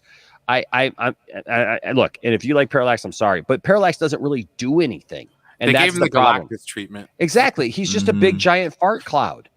And it's like I wanted and Hector, he makes me feel so uncomfortable and not in a good way. Like it looks like it's painful and you just want to put him down. You know what I mean? Yeah. Like it looks like he's got something wrong with him and you're just like, Old Yeller, we're gonna have to, like, I don't know. It's so put bad. Put you down, old boy. It's like the chemo didn't work and you just want to. I know. It's like he has the worst headache ever known to man, and it doesn't go away, man. And it's just like, oh my gosh. But like the Green Lantern stuff is great. I thought the stuff on Oa was amazing. I mean, like the Guardians look great, and Mark Strong as what a waste. What a waste. Mark Strong as Sinestro. Look, what it should have been was the beginning of the movie should have been Parallax. That's how Hal Jordan gets initiated into the league, into the Corps, and then into the planet. Yes, Corps. Into the planet Corps. And so then, but then trains under Sinestro. Sinestro starts, kind of expanding and trying to get Hal to come with him and kind of start up the Yellow Lanterns or whatever, do the Yellow Lantern thing. And, and then at the end they have to fight. What we got, unfortunately, was at the end now was the promise of a movie we will never see. We'll never see Mark Strong as a true evil Sinestro with the yellow, suit. And it's very unfortunate because there's a lot in that movie that's a lot of fun that I really, really enjoy. And, I don't know. What do you guys think? Any other opinions on that? No, I love the movie, man. Green Lantern was pretty good. I it's one of those things. It's like if they'd have just connected the end of, the Batman or the Dark Knight Rises to, further it out. You know what I mean? That's just me, though. Call me a Marvel show. I'm sorry, but that's just me. Well, we usually do call you a Marvel shill. I mean, that's right. That's what I come on for. You got to have you got to have a counterpoint. He needs that name calling in order to get to the day. So you should have been here yesterday, man. And I'm like, I look at the order. I'm like, they did not know how long I've been doing this with you guys. I know, man. You had like an up close and personal moment with the camera on that one, man. Yeah, I was just like, you serious? Brian, the old Marvel shill of the panel. No, I just told Enosh with all this stuff. I'm just trying not to get my hopes up too much. You know what I mean? Because dashed hopes can lead to anger, and anger leads to hate, and hate leads to suffering, which leads to the Phantom Menace. So we don't want to be that group. That's absolutely true. What about you, Dawson? Did you like Green Lantern? So I'm kind of in the middle. Like, I'm not a huge fan of that movie. I mean, I like Ryan Reynolds. I feel like he's a cool guy. I just don't like him in that movie. I mean, there was just something about it that I just wasn't a fan of. I mean, he's a test pilot and he literally kind of gets people fired right at the beginning because he decides to show off. Which I guess it's somewhat in Hal Jordan's character from my reading and understanding, but I feel the need for speed. Like it was very much like Top Gun thing, which can be cool, but he was kind of a dick, And as far as him being in the movie Zack Snyder's Justice League, honestly, it's kind of the last thing that I would ever want personally, because again, nothing against Ryan Reynolds, but Zack Snyder's films have a way different tone than Ryan Reynolds brings. You know what I mean? Like he's very much comedic. He's very much kind of sarcastic, which there's room in there or room in serious movies for that kind of thing. But I just feel like he'd really clash with that tone. So like, I just really would not want to see him in this universe. I'm sorry. Again, nothing against the guy. I just really don't think he has a place in there. Mm-hmm. Yeah. Yeah, I mean, everybody's got a little bit of a different opinion about it. I'm kind of glad that they didn't put him in Zack Snyder's Justice League because apparently he wasn't going to be Hal Jordan. He was going to be a Green Lantern in there, not the Green Lantern apparently. And he wasn't even. We got. I feel like that would have taken us out of the movie. We got to clear this up too, because like Zach confirmed on a different stream that he never even really spoke to Ryan Reynolds about it. Like it was just an idea that they had very early on. Gotcha. Oh well. And so like it was just the fact that people say like, oh, like he just couldn't make it or like it didn't work out. That's not necessarily true because they never talked about it ever. Well, I think it would have been kind of funny if they'd have done it like Deadpool did it with the Green Lantern. Like the slow motion scene where the car's flipping over during the credits and you see that card of Green Lantern flash out. Mm-hmm. I think it would be kind of funny if there was a slow motion scene where cards are flying everywhere and there's a Deadpool one floating around. I'd have been like, ha! Ryan but that's a totally different type of movie, though. It's a totally different type of movie, and I feel like that would have taken us out of Zack Snyder's Justice League instead of adding to it. Like in Deadpool, you can get away with it because Deadpool is supposed to be tongue in cheek and supposed to be, cheeky and poke fun at it, and it's a Ryan Reynolds, tentpole, film. Like Deadpool is perfect for Ryan Reynolds. Yeah, it's a perfect vehicle for sure. I'm not so convinced that Hal Jordan is perfect for Ryan Reynolds. Right, no. It's kind of a stretch, and plus the CGI thing. I don't mind the suit sometimes, but the mask is horrible. The mask was very bad, so bad. Oh my Diaz 22 with another $4 super chat. Thank you, Oh my Diaz. Says they make it so hard to be a DC fan. Well, you know what? Look, man. Look. Come here, buddy. I had to do this to Brian. I had to do this to Brian. I'm gonna do it to you, man. Come here. Oh my Diaz. Listen. Don't let them steal your joy. Do not let them take your love away for these characters. Or also don't let them, and this is why I've been saying, like, even about this multiverse movie and these other things, don't let them steal your joy. I was watching Superman and Lois last night, and I realized as I was watching some of this stuff with Tyler Hoechlin, I was thinking to myself, if this had been 10, 15 years ago and I was watching this show, I would have been super excited about it. Right? Like I would have been like, oh, this is awesome. But because I know what I know now, and I've seen Zack Snyder's Justice League and I've seen these characters and everything, and after the information that came out this week, yeah, it was hard for me to watch Tyler this week because I felt like, really? This is what we're trading? This is what we're getting rid of for this? Like, really? We're getting rid of Henry for this? We're getting rid of Zack for this? But don't let them steal from you your love of these characters, that if you hear about the characters, if you see the characters, if you hear about casting for these roles or whatever, because there is a little bit of truth to what Ann said. They've got a lot of great creative people working on these films, and it's not their fault that the studio is completely stupid. Andy Muschietti is a good filmmaker. Okay. Don't let Warner Brothers demonize him or the other people who are just trying to make a movie, and I know it's a hard thing and it's a really hard line, with this, but you know what I mean? Like, these are just people trying to make a movie. Most of them. Warner Brothers, look, they said it best. We're the shepherds of this franchise. We're the gatekeepers, basically, of this franchise, and we're going to say what comes and goes and what happens. Blame them. Mm-hmm. Don't shut up and get in. Exactly. Don't blame the people making the movies, and don't blame the characters that you love. They didn't do anything wrong, And another thing, like what I do is just like, if you still love these characters, which I obviously do, like read the books. That's what I've been doing a lot lately. Like I just got in the mail today, All-Star Superman. Very much great story. Book. Excellent story.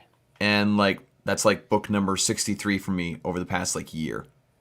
that I've gotten. I mean, as long as we're not making Ann Sarnoff, Kathleen Kennedy videos, I mean, we're good. We're good. Exactly. We're not going to make any fandom menace style thing. Black Ops. Exactly. Look, we're not alone. We're not alone because Zack Snyder's Justice League has a 77% critic score, but an audience score of 96%. Look, they can try to spin the narrative however they want, folks. And you know what? And I can take all of the comments on a daily basis that I get on this channel from people who are like, "Shut up, go away. Go away. Nobody cares about this. You're just a small little segment of the fandom. Nobody cares about you. Nobody cares about this. You just need to shut up and go away." 96%. People. That's not just the fans. That's not just the Snyder fans. There's a bunch of Marvel fans there. Like, I literally just read a tweet from. There's been a couple tweets, several tweets that I've seen just today from people who claim to just be Marvel guys, but they're like, "Yeah, no, this thing's awesome. They should really keep doing stuff like this." Hey, it's Hal Johnson. Hey, Brian, it's Hal Johnson. Good to see you, Hal. Glad you're back. Says, I'm so glad I wasn't in that movie. Who made that slip? Oh my gosh, I'm trying to remember. That was funny though. That was awesome. He's trying to say Hal Jordan, but he said Hal Johnson instead. Yes. Who was that? Oh this no, week? it was Tony. And then we started giving him crap about Canada. And then his theme song is "Take Off" from Geddy Lee. Oh man, I was someplace tonight, dude, and we were playing music, and we were all someplace tonight. Yes, but I was at a youth group tonight playing music, and there's a girl at my new church, and she plays bass, and she sings like she's phenomenal. And she starts playing and singing stuff, and I'm like, man, she's Geddy Leeing it up over here. And the guy like out in the crowd's like, who? And I was like, Geddy Lee, best bass player. Come on. Oh, you guys don't know that one either. Oh, Dawson, you know who Geddy Lee is, right? When it comes to musicians, I'm not great with names. Rush's bassist / singer / keyboard player / greatest bass player in the world. Virtuoso. Bonus. Matter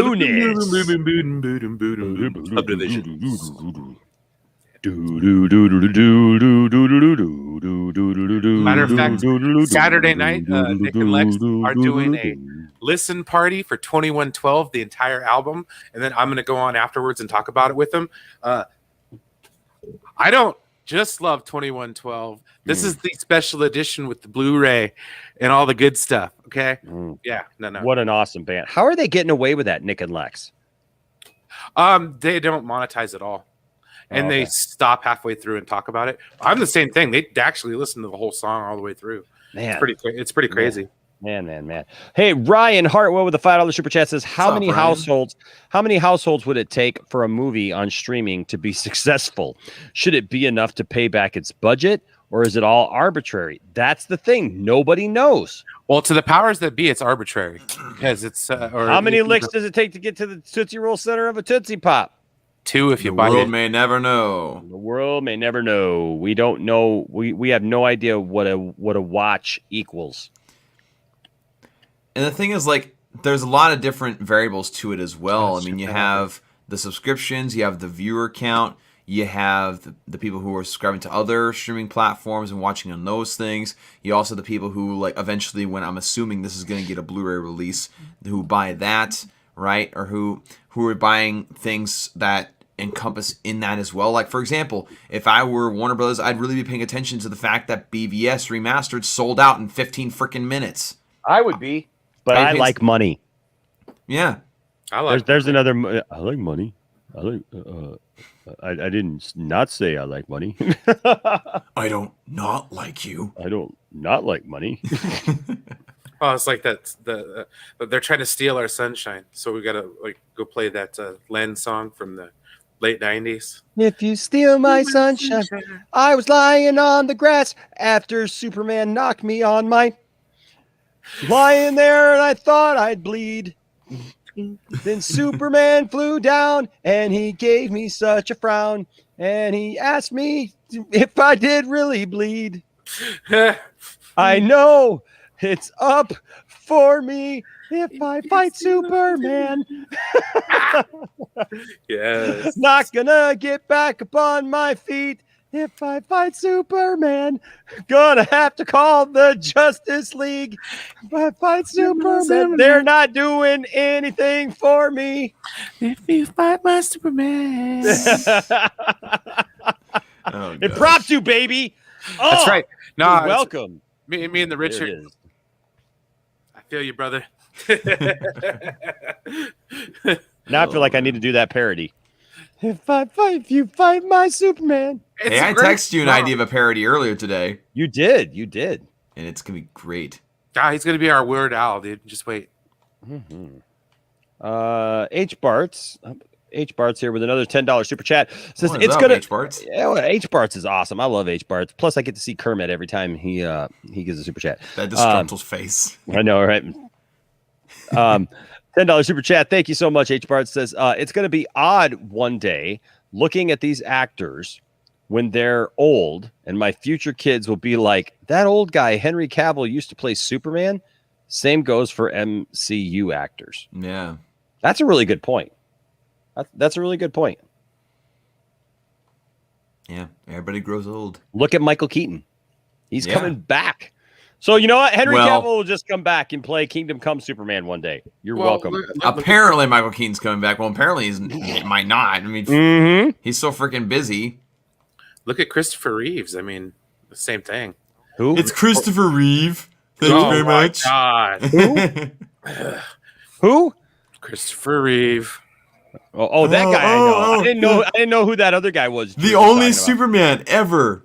The one that they have to, like, do a face swap of his face and every other actor for Superman ever. Oh, wait, Dawson. That's that guy who would have loved to have been Zack Snyder's Superman. Oh, yeah. By the way, look for that video coming from Yeah, me and that's Dawson. going to be very, very awesome. Okay, sorry, Chris. Yes, Christopher Reeve. Yes, I know that guy. Go ahead, Brian. Brian's mean, just like, but- shut up, guys. Well, it's the same thing. It was like before he passed away. I was like, oh my God, that guy used to play Superman. Yeah.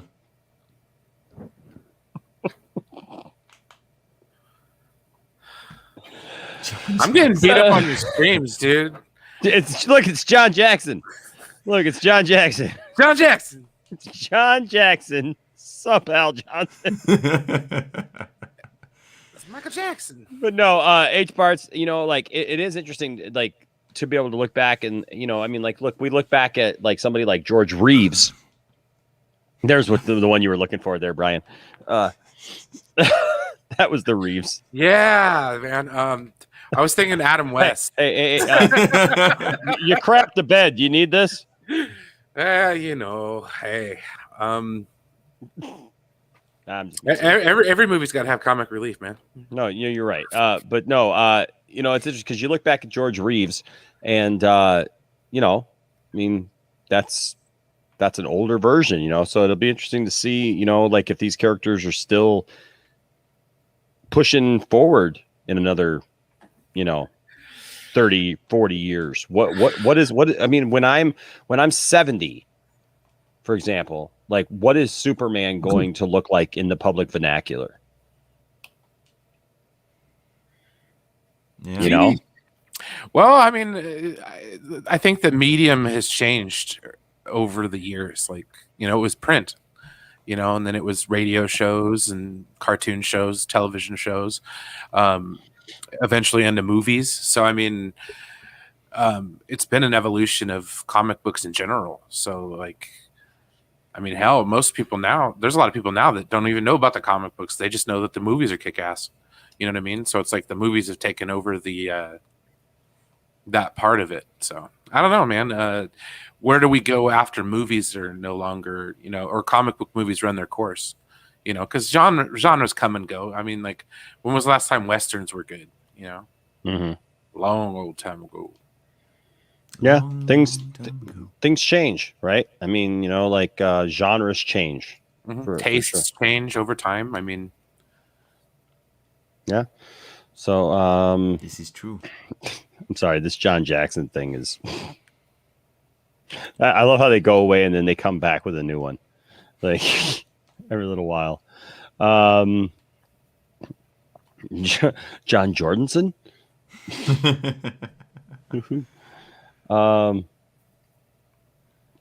What's up, Zip Havoc? Says I'd love to hear Enosh do a cover of Laurie Anderson's "Oh Superman" from 1982. I'm not familiar with that. Or anything from the Star Wars Holiday Special. Well, there you go. Oh gosh, you have to have some pretty intense drugs for that. Oh yeah. I'll get back to the super chat here in just a second. Walter Hamada is in the chat. What's up, Walter? Oh no! Just like you did for Star Wars, eh? And Star Trek. Fans, don't worry. J.J. Abrams has a 3-movie arc for Superman. Good vibes. Good vibes.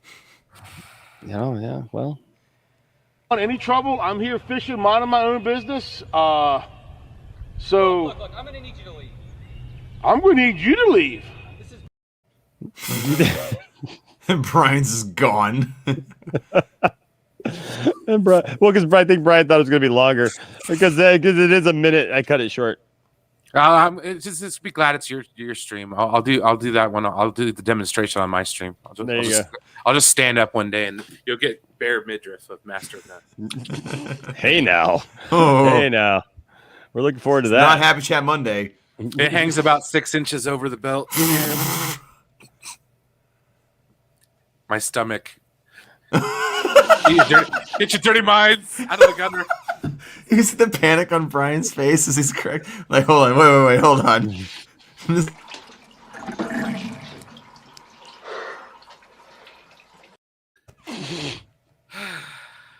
Oh my gosh.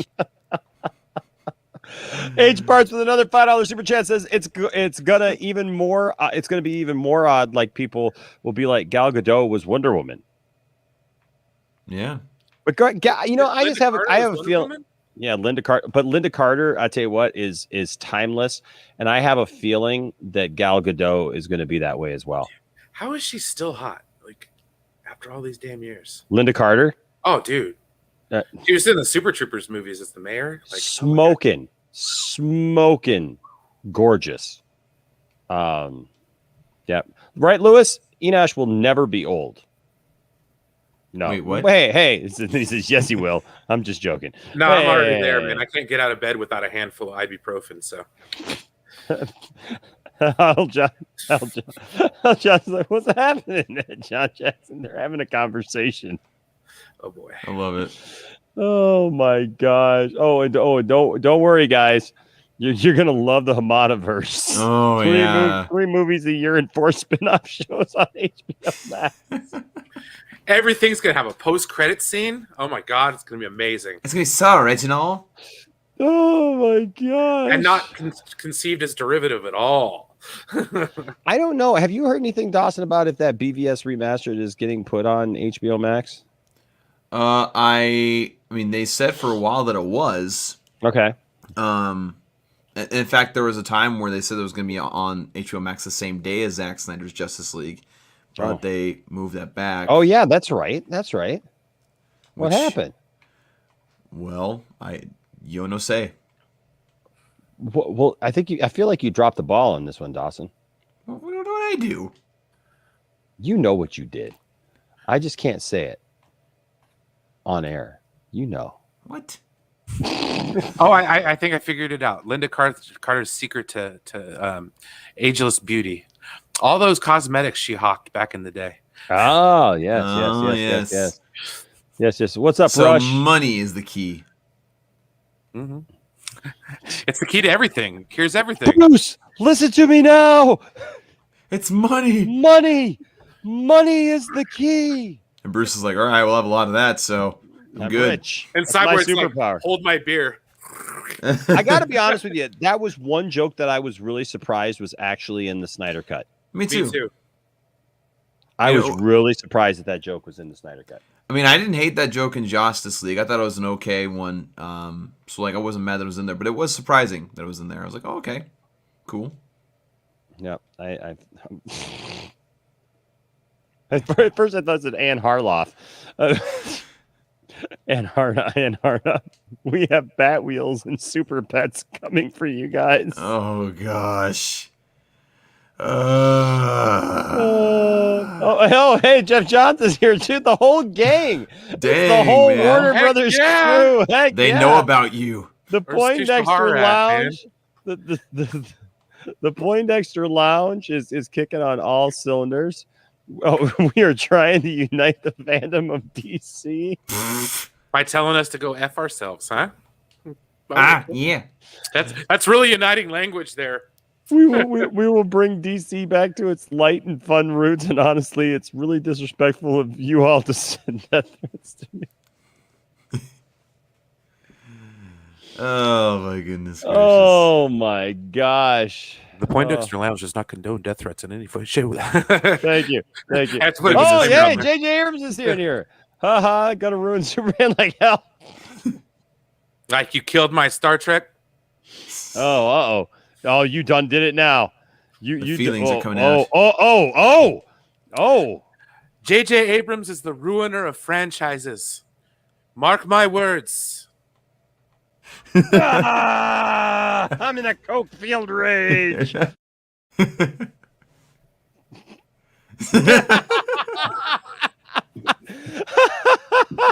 Oh gosh. Just look at his face is great. I think I like This to is lead the with my rest of the show expressions right the here. most. This Just- is the rest of the what show. do I Just think keep about it? Mm-hmm. You don't say. Yeah.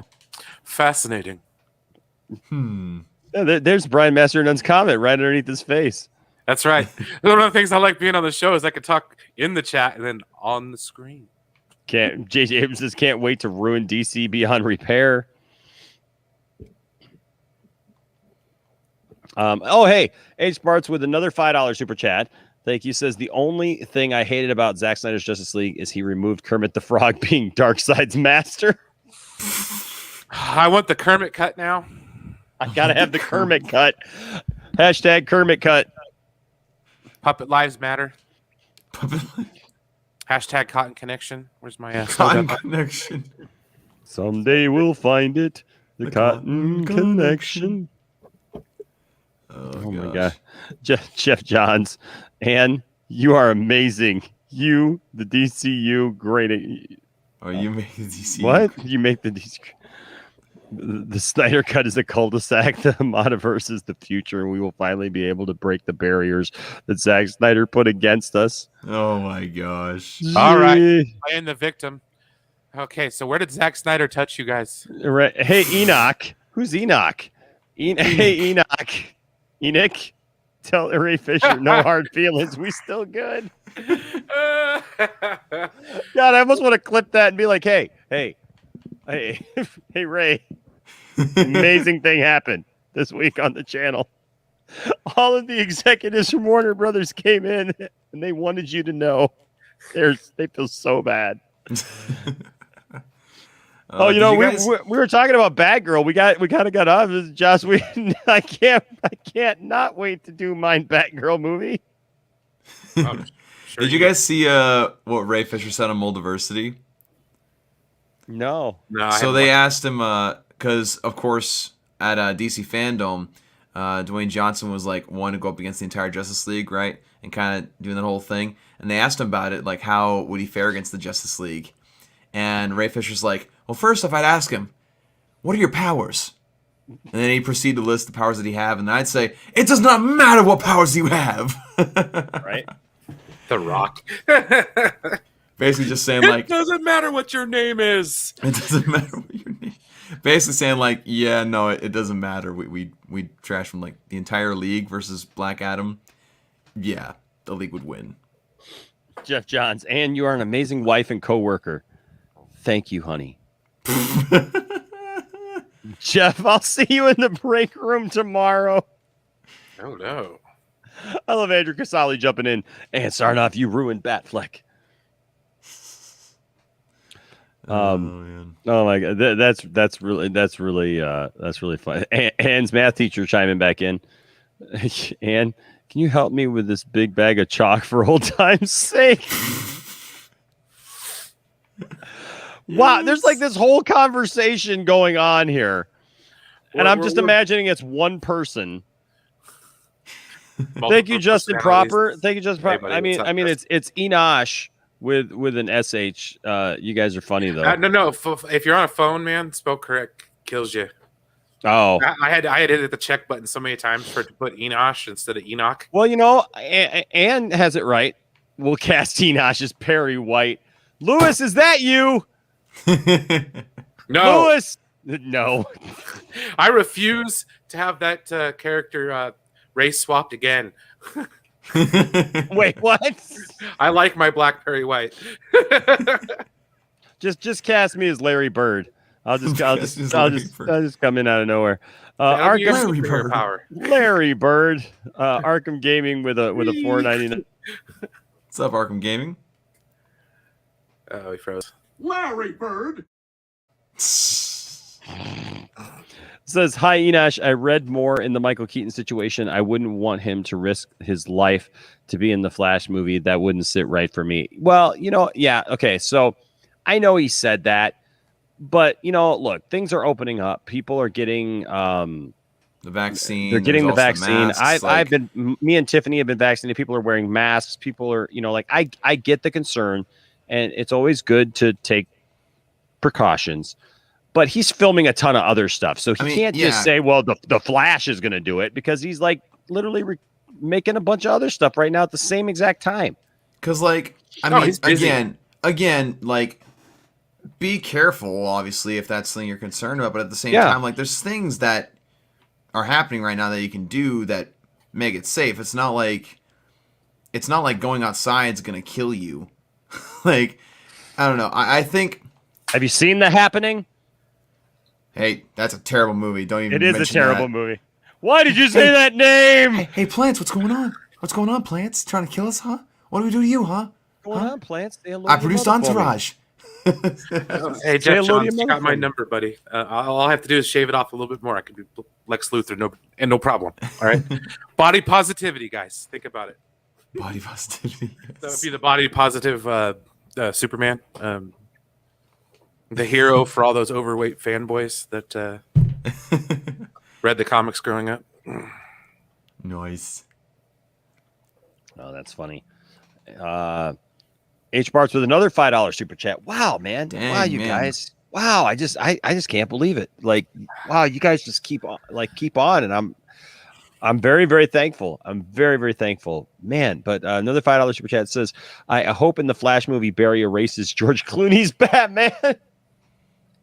You know what he's going to do? You know what he's going to do? He's going to make George Clooney's Batman forget to take his Bat credit card. And he will leave home without it. As an official fan of Batman and Robin, I do not support them. I don't understand. Well, it was great having Brian on the screen today. Yes. I saw that movie twice in theaters, once at a drive-in. I love that movie coming up. I still have the soundtrack somewhere. Okay. I like Batman and Robin. Okay. I'm not going to hold it against other movies, but I like it. Because it doesn't hold up against other movies. Well, I feel the same. I mean, if you're going to do that, I feel the same way about Batman Forever. I wasn't that big a fan of that one either. I actually really like Batman Forever. I like Batman Forever a lot more than I like Batman Returns. Well, see, I think that's where my love of storytelling or connected storytelling was, because it was like you had the first two Batman movies, and then the only thing that was similar was Commissioner Gordon and Alfred. Yeah. And the tone changed, the music changed. I don't know. Sophie with, Ann Darnoff is just leaking out nonsense. She needs Doompon's Super Plus for the extra heavy nonsense. Oh, gosh. That is correct. Yes, it is. Yes, it is. But no, back to this Batgirl story, right? We were talking about this because ago. I know a while ago, but now that we're getting close, it says these sorts of details about what could have been have been there for a lot of fans that feel like Warner Brothers would truly rob them of the sort of an entire franchise universe they wanted to see. Amen to that. Having Batgirl save Batman by facing Deathstroke would have been a BA debut right up there with Gal Gadot's Wonder Woman debut in Batman v Superman. When it comes to Batman, redemption is easy. Warner Brothers has already hooked fans with Matt Reeves' Batman, but I don't know that I don't think that statement's entirely accurate. Neither do I, to be quite honest with you. There's quite a lot of fans that have a lot of, let's just say, a little something stuck in their craw about how the whole Batman situation was handled in the first place, because this was supposed to be Ben Affleck's movie, not Pattinson's. Right. Yeah. So, do you what was I going to ask? I was going to ask you guys a question about that. I think it would have been really cool to see Batgirl come in like that. Yeah. You know, and taking on Deathstroke. I mean, what a way to introduce the character. I mean, holy cow. And then of course, you know, we're seeing stuff like this because everybody's got to you know, jump on the bandwagon, right? You gotta love this. The genial, earnest Superman of the small screen is the hero we need right now. Gerard Jones. On the flip side of that, though, there was an article in the Washington Post saying that, like, it wouldn't pull up for me. That article, oh man, because basically it was saying, like, the Marvel movies are nice and fun and exciting, but the article said that Zack Snyder's DC or Justice League is the kind of superhero movie we need right now. Yes, and I was trying to read that. I was trying to read that, man, and it wouldn't. But you forgot how to read? No, it wouldn't pull up. It kept saying that I had to subscribe to read it. So I don't know what the heck was going. Yeah, I don't know. Damn, weird. Yahoo putting things behind a paywall. What the hell's wrong with you? I mean, that was Washington Post, but there was a couple of inaccuracies. Jackson. Oh no. But I mean, there was a couple of inaccuracies in that Washington Post article. They said the recently reshot and re-edited Justice League, which of course is kind of a, you know, misrepresentation of what's going on. But overall, it was just like, okay, you know, other people noticing that it's something that people can really enjoy. Yeah. Let's see here. H. Barts with another $5 super chat says, if Affleck was forced to do a lighter Batman film, it would be a whole movie where he stares at a pic of Superman smiling and saying, "I like you." Oh gosh. Yeah, that's funny. That would be cringe. Oh my gosh, that's funny. But yeah, so I mean, this article was all about, you know, over the better part of a decade, CW's DC universe, once referred to as the Arrowverse, and now the CW verse, has expanded from grim-faced vigilantes lurking in abandoned warehouses to primary color sporting super folks zooming through broad daylight. Like, what? You know, okay, there was a comment earlier that was like giving me some crap, but like, we just want characters from the comics. We want a darker Batman. It's like, you're not going to get a darker Batman in the Multiverse. I'm sorry. No. You know, the Pattinson Batman could be all right. And I'm interested in seeing what they're going to do with it, but I'm just being honest, man. I don't have a lot of everything right now is just kind of wait and see. Mm-hmm. You know, it's all just wait and see, to be quite honest with you, because I just don't trust. You know, it's really hard to trust right now, guys. Well, no, when we've been insulted, it's kind of hard to take them at their word, and two, to go along with it. You know what I mean? It's like, well, you know, hopefully we get some good news here in the next week or so, but if not, then I mean, you're going to see a lot of people jumping ship. Yeah. And honestly, like, I'm not one for like boycotting, but I wouldn't blame them in the slightest. No, I know I wouldn't call it boycotting so much as just walking away, dude. Like, right. I was making sure people in the chat don't misconstrue what I'm saying. No, for me, I would rather put my money towards helping you guys, contributing to content creators and content that I like. Mm-hmm. I mean, that $14.99 a month, I could happily spend it on my friends' channels. You know what I mean? Or get my Netflix back. I don't know. Especially since Zack Snyder's got he's got some irons in the fire over there. So yeah, you know, there's a possibility there. So, well, not only that, I got to get my CBS back going again because there's new Star Trek around the bend. Another casting that I brought up the thing the other night, Brian. But I did put her in here is the Helen Mirren, like that she's going to be a villain. I thought that was interesting. I mean, I like her, and she's a fabulous actress. Mm-hmm. Well, like I said in a couple of the streams earlier, like I just think this is all a smokescreen to like get us to shut up. Like, oh, here's some member berries for you. Shut up. You missed Justin Proper's $2 super chat. Where'd it go? I apologize, Justin. I gotta go back. You better apologize. You better apologize. Where did I? Oh, there it is. There it is. I just found it. Sorry about that. Justin with the $2 says, "I stand with Enoch. Enoch for life. Long live the Enoch." Now I just wonder if he's being a little interested. Like, did you mean Enoch? Did you really mean Enoch, or did you mean Enosh?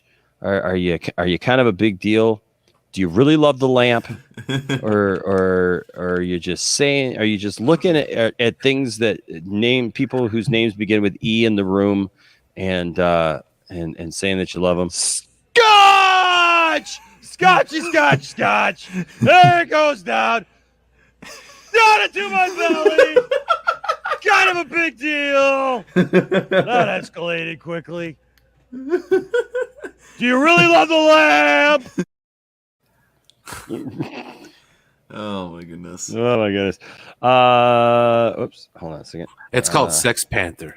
It's made out of actual bits of panther. Well, was it 68% of the time? It works 100% of the time. Yeah.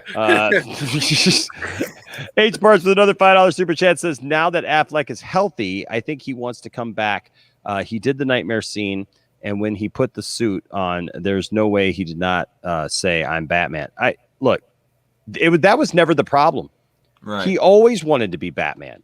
He always wanted to be Batman. But stuff happened, and look, Justice League happened, and the reshoots happened, and it totally knocked it out of him. And he was already going through struggles anyways. Personal life struggles, man. So yeah, amplified things. Like, I don't blame him for. Honestly, if no one comes back, I don't blame him one damn bit, because that whole experience, according to a lot of people, was really bad, man. And I don't know about you, but when I leave a pretty bad job, I don't really look back. Yeah. No, I get that. Yeah, no, I think that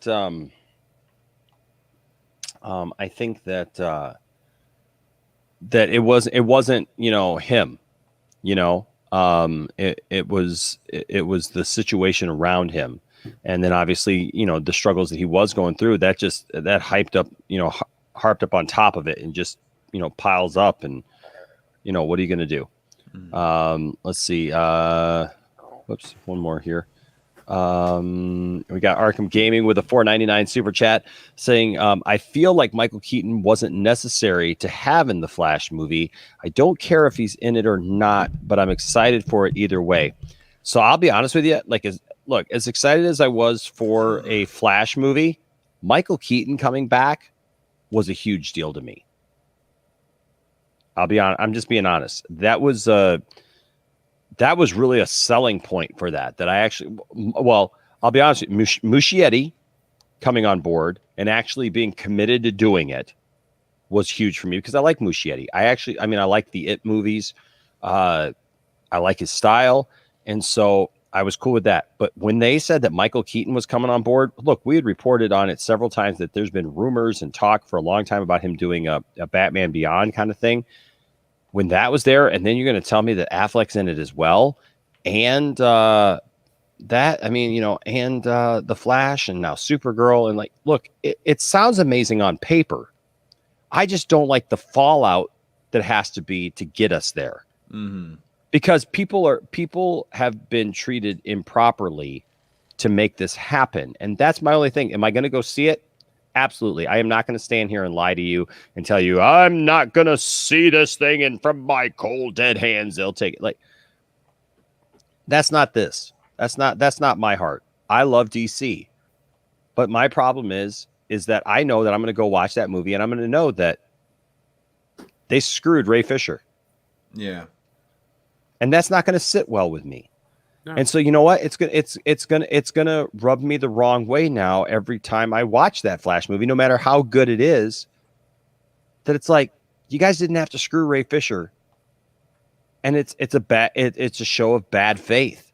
You know what I mean? To do something like that, and so that's just kind of where I'm at with it. It's an unfortunate thing.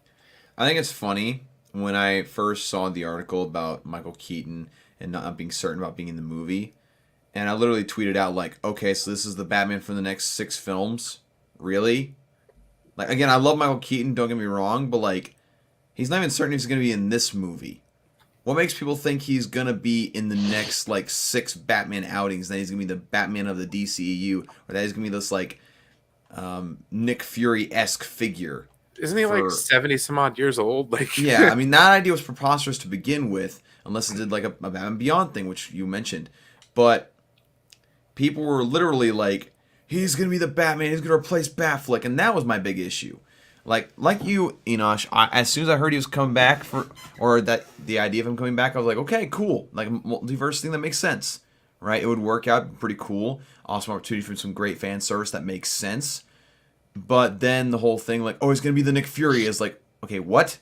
Yeah, and that's just people trying to just go. And wasn't the timing of the Keaton thing coinciding with some other stuff too? Like, yeah, it was that whole time period where like everything that came from Warner Brothers was not trustworthy because you didn't know if it was like legit or just simply a hit piece to try to distract from the Ray Fisher stuff. Like the Frosty, it was right around the Frosty the Snowman. Yeah, time. Yeah, exactly. So I don't know.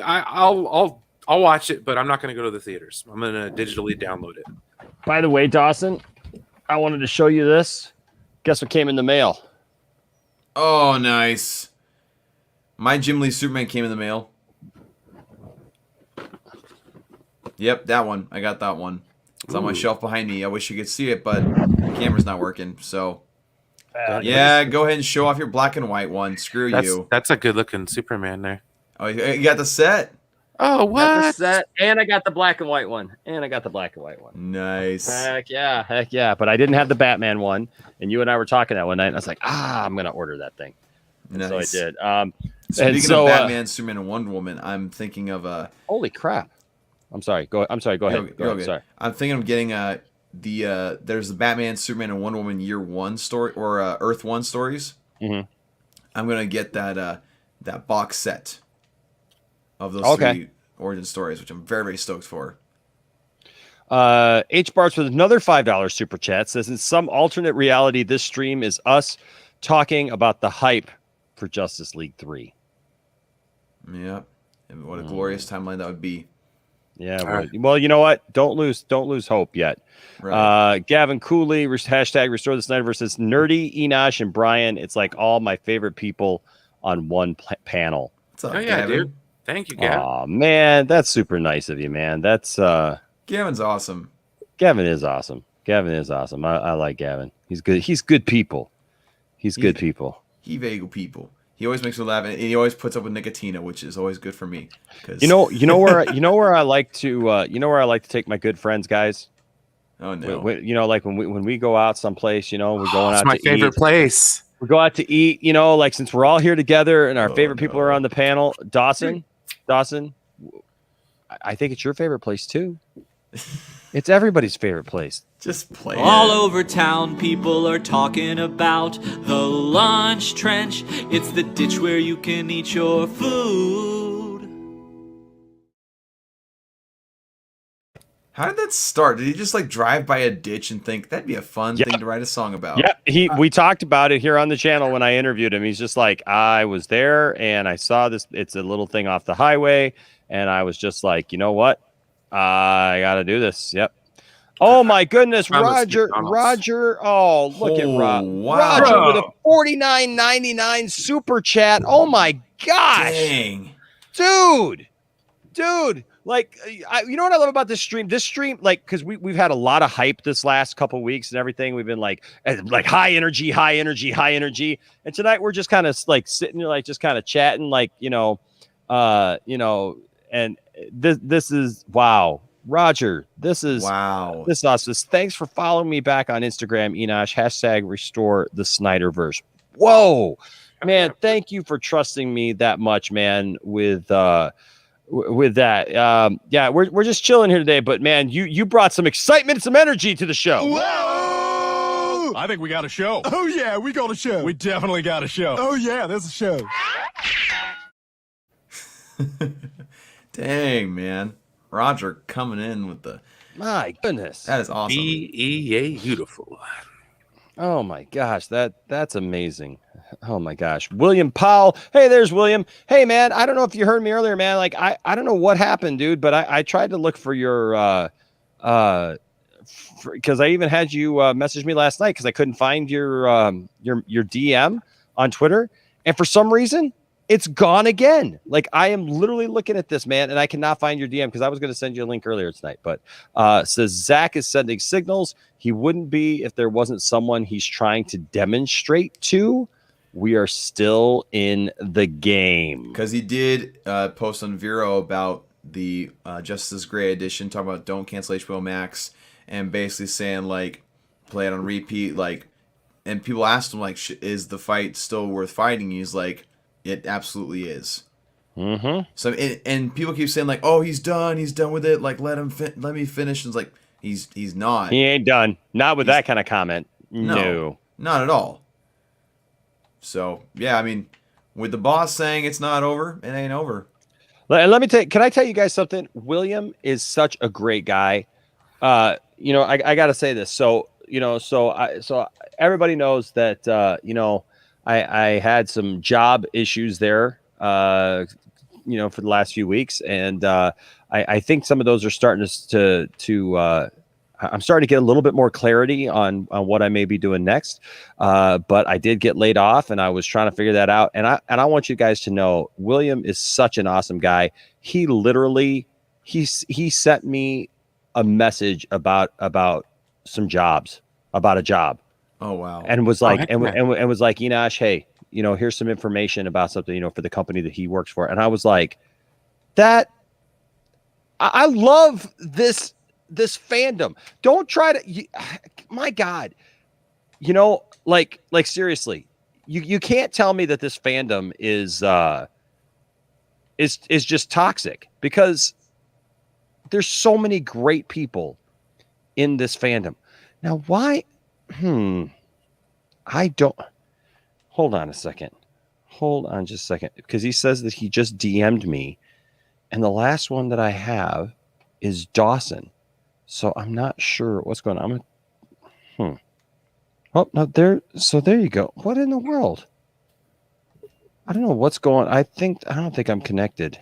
I think something's not right. That would kind of be necessary in order to get a message. Yeah, no, I know. I don't. Well, no, I thought I was. It looks like I was connected, but it didn't.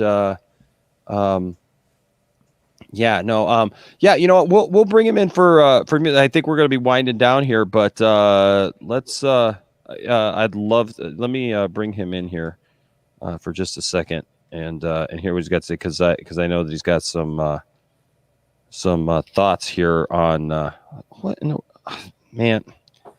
That's why it logged me out of Twitter, and I'm not sure why. Well, don't do that. I know. I don't know what the deal is. So I'm gonna log out and log back in, and see if we can get good old.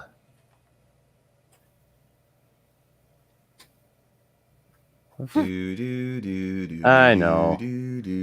You're so funny. I was gonna say, I went down to the lunch trench and I found an empty wrapper.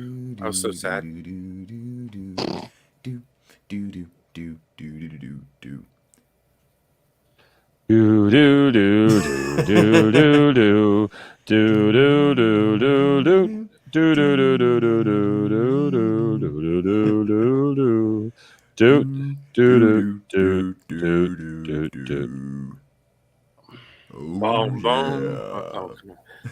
I have no idea what's going on here. Why am I not seeing? The last one I got was from Dawson. Like, Dawson's came through. I don't know what's going on. Huh. Hold on, let me see if I can do something here. Welcome to the stream where Enosh tries to figure out the internet.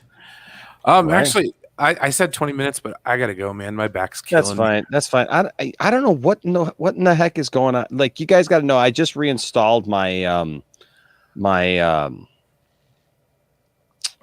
laptop, guys, and it is not wanting to cooperate. I don't know what's going on.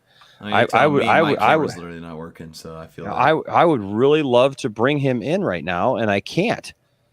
Uh-oh. Sorry, buddy. I don't follow you on anything. Oh, man. That's pretty crazy. I don't understand what's going on with that either. All right. Well, hey, fellas, take it easy. Yeah, it was good to see you, man. It's been a very fun week, full of a lot of ups and downs. A lot of ups and downs. I don't know. I hope I'm not getting motion sickness from this roller coaster, but it's a great way to put it. I'm gonna stay on there for the time being and hope it's just gas. Well, you know what? We will. Yeah, it is. It's WB interfering with me. I don't know what in the world's going on because I can't. I wonder if Twitter's having a problem because honestly, I can't even pull up Twitter on my phone right now. So wow. Yeah. So I don't know. There must be something weird going on. You know what? I know what it was. Okay, I think I know what it was. He sent it here. That's why. I got it. Your other Twitter account? Yeah, it's my other Twitter account. Yeah.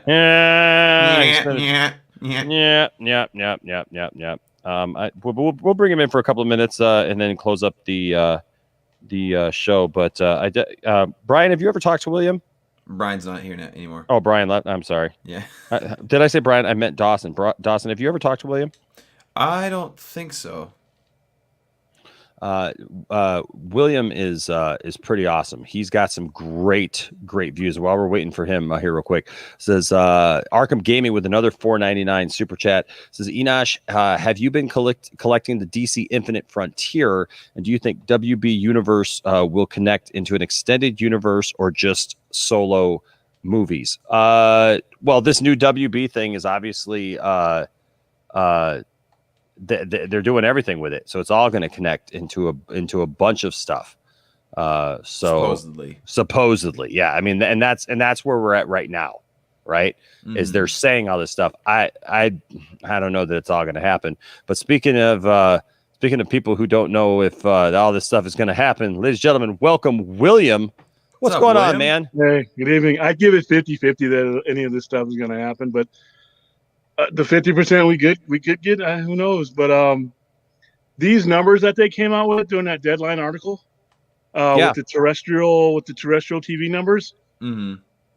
Okay, I've seen this thing 4 times. I have yet to watch it on the TV. Nobody who I recommended it to has watched it on the TV, especially when we watched it live. I put it up on a movie screen with my projector hooked up to my laptop. I know people who watch it on their shift at work that watch it from their pads and everything else, but this isn't 2008. I mean, where you have to be sitting in front of a tower or sitting in front of your TV. What? I don't know why people ran with those numbers this morning. And another thing that they didn't put in that article is the main thing you care about for streaming is repeatability over time and associated content, like what we were talking about last night.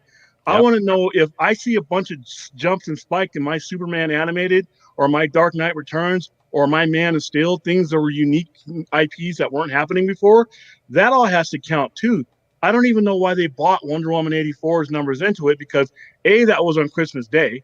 B, that was in the middle of the day. It wasn't 12 o'clock at night. And also they took into account the 2 days and compared it to Zack Snyder's Justice League's like first 5 minutes, which is weird. Well, that, and plus you can watch Wonder Woman 1984 twice in one sitting of Justice League. So that matters. I mean, another knucklehead article, man. I just, these articles, I hate to say that the press has an agenda, but when you see the things that they exclude, the relevant information that these articles exclude, it you can't help to think. But what's the agenda? And then you got guerrilla warfare with Zack Snyder, dropping things and telling people don't delete and keep watching. And you know what? Like I said, there's two people who I'm going to listen to as long as they keep talking about this whole thing, Keelar and then Snyder. Right. Everybody else is white noise. Everybody else is white noise and they're in the backdrop. But if he's telling you to tune in and watch this thing that we didn't even know was going to drop until a couple hours ago, he's telling you to tune in, repeat, and not delete. That means he's having conversations that are going beyond these articles and going beyond. He's talking to voices that are not Ann Sarnoff and Hamada and all these. He's got an inside track to somebody. And like I said, HBO is the key. And I got faith in what he's the breadcrumbs right now.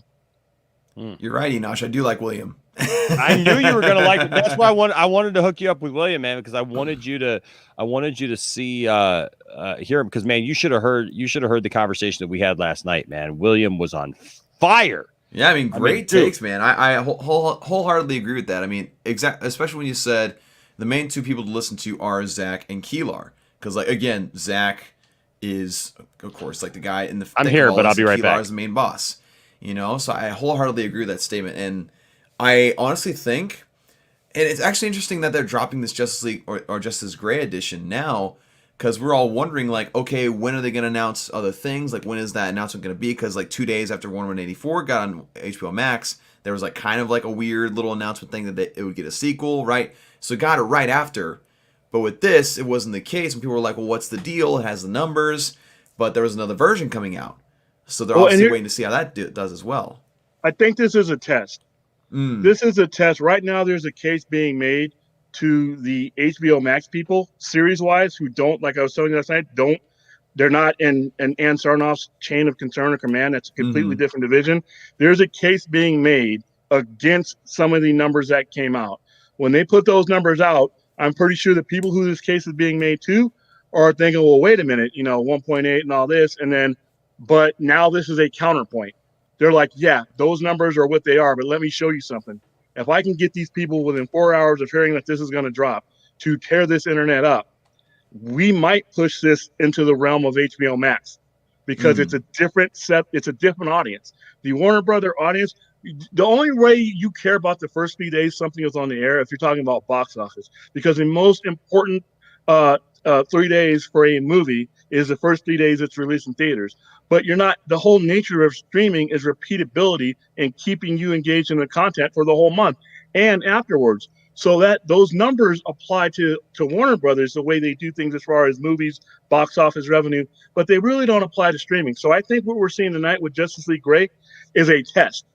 He's showing this to somebody. He's trying to prove something to somebody right now. And whoever that is going to be watching these numbers. And that person is not old Hollywood. That person's a streamer. Right. That person is listening and speaking in the languages of data streams, data package, repeatability, stopping, starting, coming back, referrals. How many people that are associated with the IP address that is, if I'm in and I'm watching everything DC has on that content, how many people are associated with the IPs, the brand new IPs that just came on HBO Max? Because they can tell that. If I get Enosh to watch this and say, Enosh, I need you to get a HBO Max and I need you to watch all this content, they're going to see that. They're going to see that content. They have ways to break this down. Hulu wasn't built by accident. And the guy who didn't do that by accident is who I think we're talking to right now. I really think this is a test. Justice League Black and White is a test. I urge everybody, even if you got to go to bed, turn it on, let it play. I'm very excited. Tomorrow, do the same thing with the watch thing, because that's another test. Yeah. So absolutely. And I love that take that it's a test. I didn't think of it that way, where like Zach is literally saying, like, just watch how many people watch this thing. Just wait and see. I'm tweeting that right now. Yeah.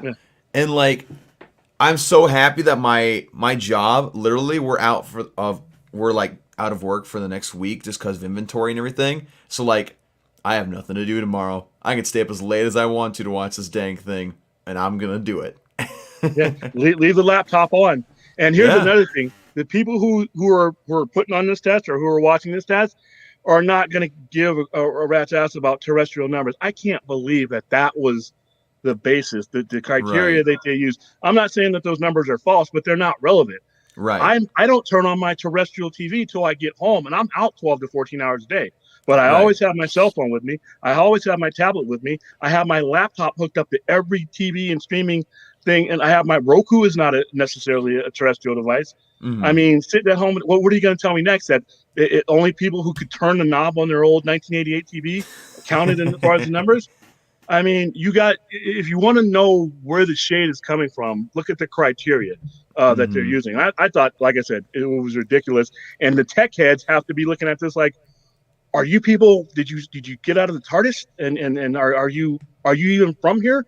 I mean, they're probably looking at these people like they're in black and white right now because they're speaking in terms that are not relevant as far as making money streaming.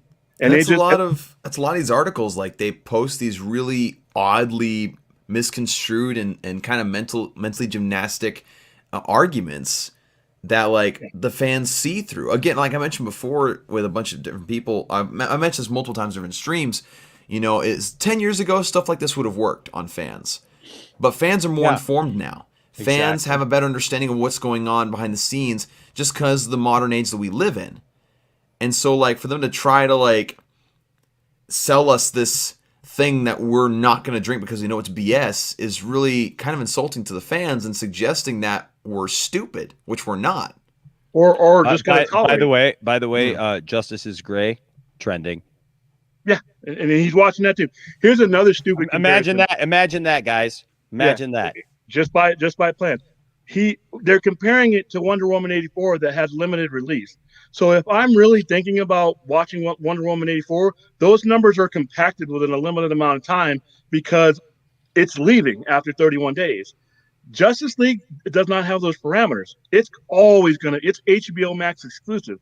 So even if I get my third and fourth level people that are like fourth removed to watch it, they're not up against the deadline saying, oh, I got to watch it by the 27th because it's going to be gone by this amount of time. They actually have time. And it is a healthy helping of it's 4 hours long.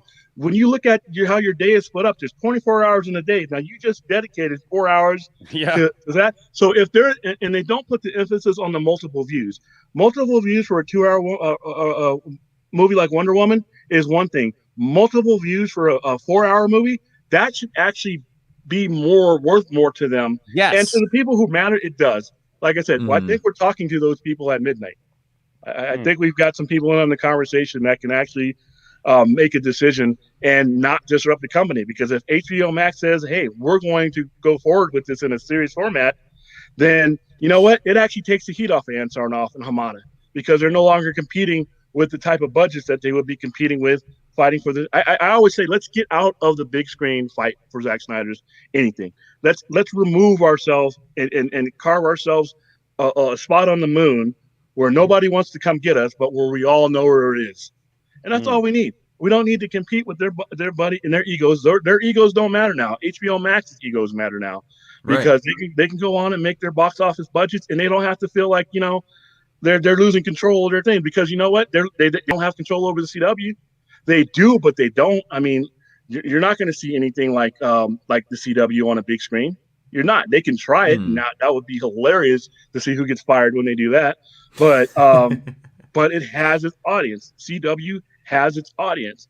So like I said, but like this is a crucial moment right now, more so than all the other stuff that you're doing now, because you're never going to be in a moment where you have the movie out and running and people are talking about it, and you have another opportunity to put something else out there that you can double up on that, and then 8 hours from now have another opportunity to trend. This is a 24-hour test, and if anybody cares about this stuff continuing, this is it. This is your final exam. This is a midterm. Ray Fisher tweeted out 24 hours. Justice is Gray.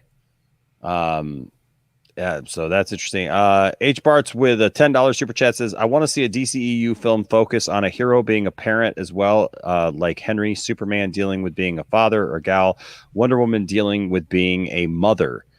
They sort of have that now, don't they? With Superman and Lois. Then with Superman and Lois, yeah, that's one of actually the things that I do like about that show, because I did like the rebirth idea of Superman and Lois having a son, and it's interesting how they're playing that out now.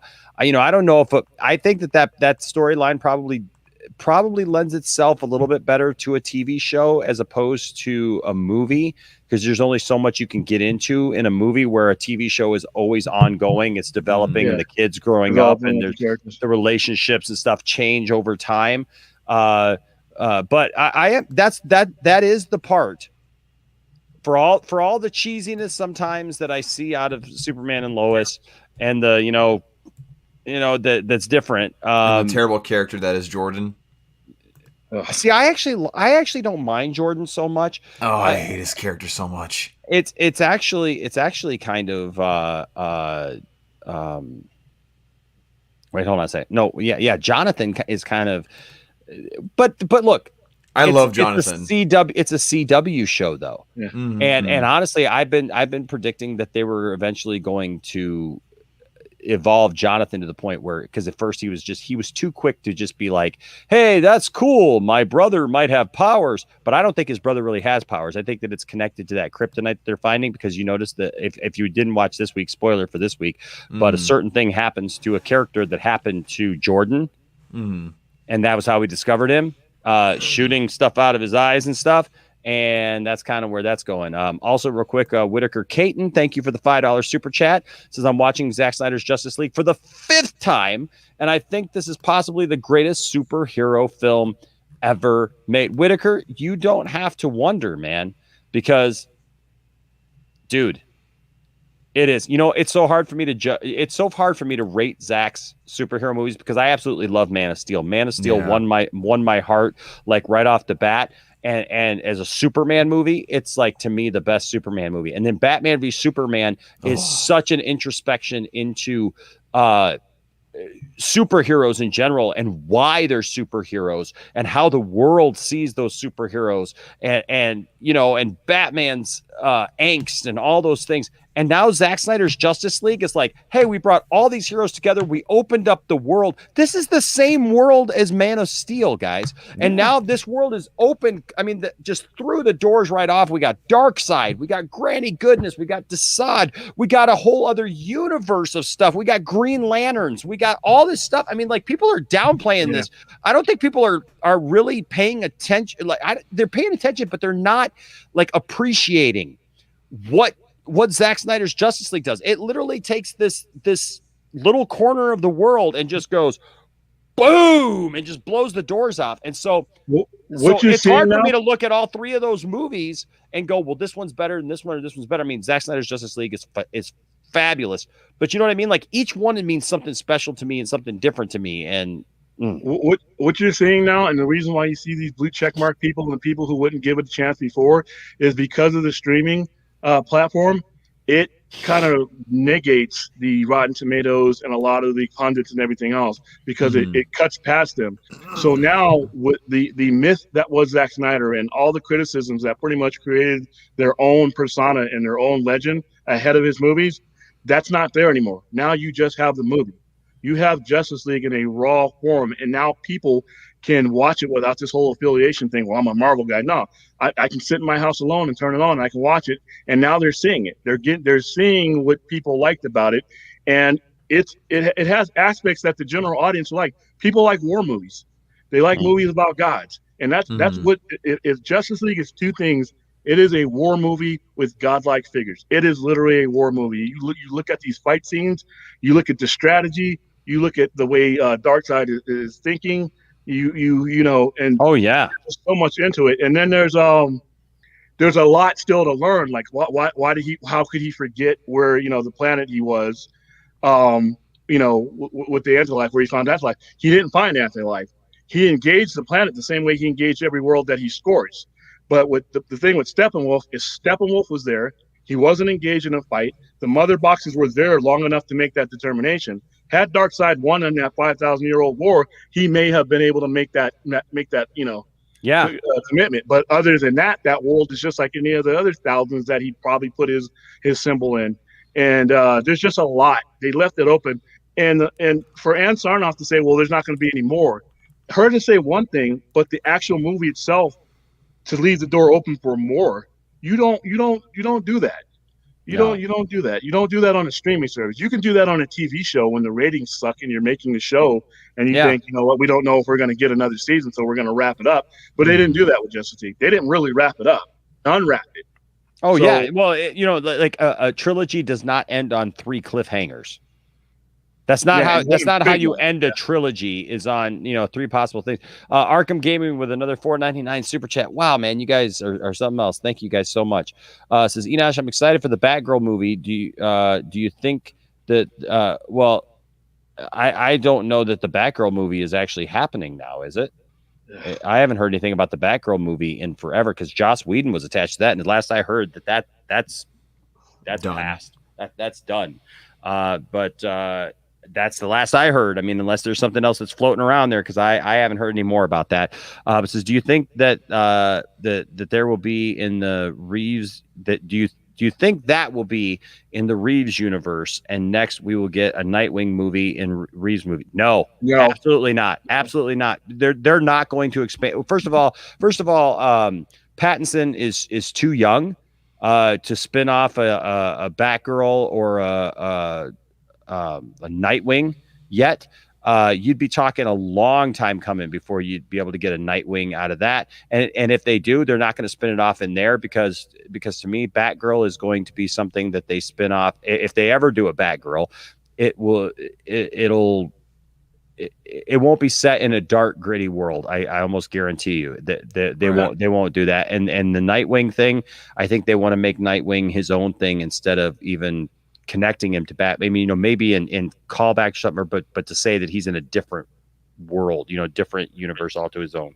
The one thing that they're overlooking, and another advantage that WB proper is overlooking, is that the reason why you won't see these derivative characters on that show, because certain Batman, the way certain writers and directors write their Batman, they don't fit with other people. Yeah, just like the comics. The way Batman is written in the comics when he's with Justice League is totally different from the way Batman is written when he's on his own. Yes. And there's just different aspects of his character that are used when he's solo. And it's the same way in the movies. Bringing extra characters into a Reeves type movie or a Nolan type movie, you see they kind of struggle to do it with Catwoman and Bane. They brought them in, but they didn't bring derivative characters. Like you would never see a real true Robin. You saw that joke at the end of the third one, but you wouldn't see a Batwoman, or you wouldn't see a lot of that outright, because that's just not how those directors write their stuff. Now with a Ben Affleck Batman, you designed him to work with other people. You designed that character's aspect, so you probably see Glad to see you working with people again. Yeah, and then when you look at Titans or shows like that, where they design the characters to work with each other. Whereas Christopher Nolan's Batman, I can't see him working with a Superman. I couldn't see him working with a Green Lantern. I couldn't see him confronting Darkseid. That's just not that type of Batman world. Yeah. On the Martha scene, in what way? When they said her, why is her name Martha? Mm-hmm. The most important part of Batman versus Superman. The most important lines. The most, and it pains me that people, they let that fly over their heads, like, oh, her name is Martha, and that's why they're buddies now. I want to smack the crap out of people like that, and here's why. The whole reason Batman became what he was is because he was an orphan. When what happened to him, he couldn't save his Martha. There was nothing he could do for that Martha. He was a helpless kid, and he became Batman so that nobody else would ever have to feel that pain again. Now he's seeing Superman, someone who's about to become another orphan, something he said he was not going to let happen again. He couldn't save his Martha. So when he says Martha's not going to die tonight, he's keeping a promise that he couldn't keep as a 9-year-old kid. He's completing the circle. And when you look at, if you go back to Kingdom Come, God, that's good. And there's a line in Kingdom Come where Superman is trying to recruit Batman to go fight the final battle, and he says, Batman's like, why should I go do this? It's all going to hell anyway, basically. And he says, because it's in your soul. Beneath Superman, beneath Batman, there's two people that don't want to see people die needlessly. And that was why that scene is there. It is supposed to show you why Batman became what he was in the first place, because he's wavered off. He's lost hope in people. He's lost faith in mankind, and he's back to square one. Stopping someone Superman is literally about to become an orphan. So he's doing something in that Martha that he could not do with his own Martha. And that's why I thought the name was significant. I thought the use of the name. And when I hear people giggle at it, I'm like, wow.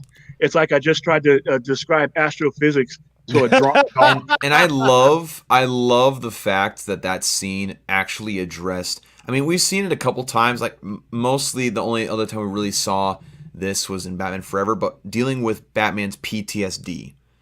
Because like Batman is a character that has a ton of that. I mean, take away the fact that he, as a kid, saw his parents shot in the face, like literally in front of him, but also the other stuff he's gone through, like facing off against the Joker, Two-Face, all the sick and maniacal things they've done, the people he's lost, the things he's been through. Like, that's the kind of guy that definitely has PTSD. And then him hearing Martha sends him into that little episode. I was just like, thank you. They addressed this, showing his human frailty side to him and the weakness that he has of just simply being a human who's lost so much. I love that, and combined with everything you said, William, great scene. Severely misunderstood. And what Zack Snyder's done more so than anybody else, and probably better than anybody else when it comes to Batman and Superman, is why are these guys doing what they do? Why are these people dressed? Why is this man dressed up as Bat? Why is this guy dressed up, in a cape and everything else? And there are reasons why. And when that scene came over, they reattached the reason, because you're introduced to Batman and BVS as some guy, like I said, his quote is, "How long we've been doing this? 20 years, Alfred. How many good guys are left? How many bad guys are left?" So he's lost his own core of why he even began what he wanted to do. Yes. But like I said, that name clicked, and the fact that here is a guy who is about to become what made him him.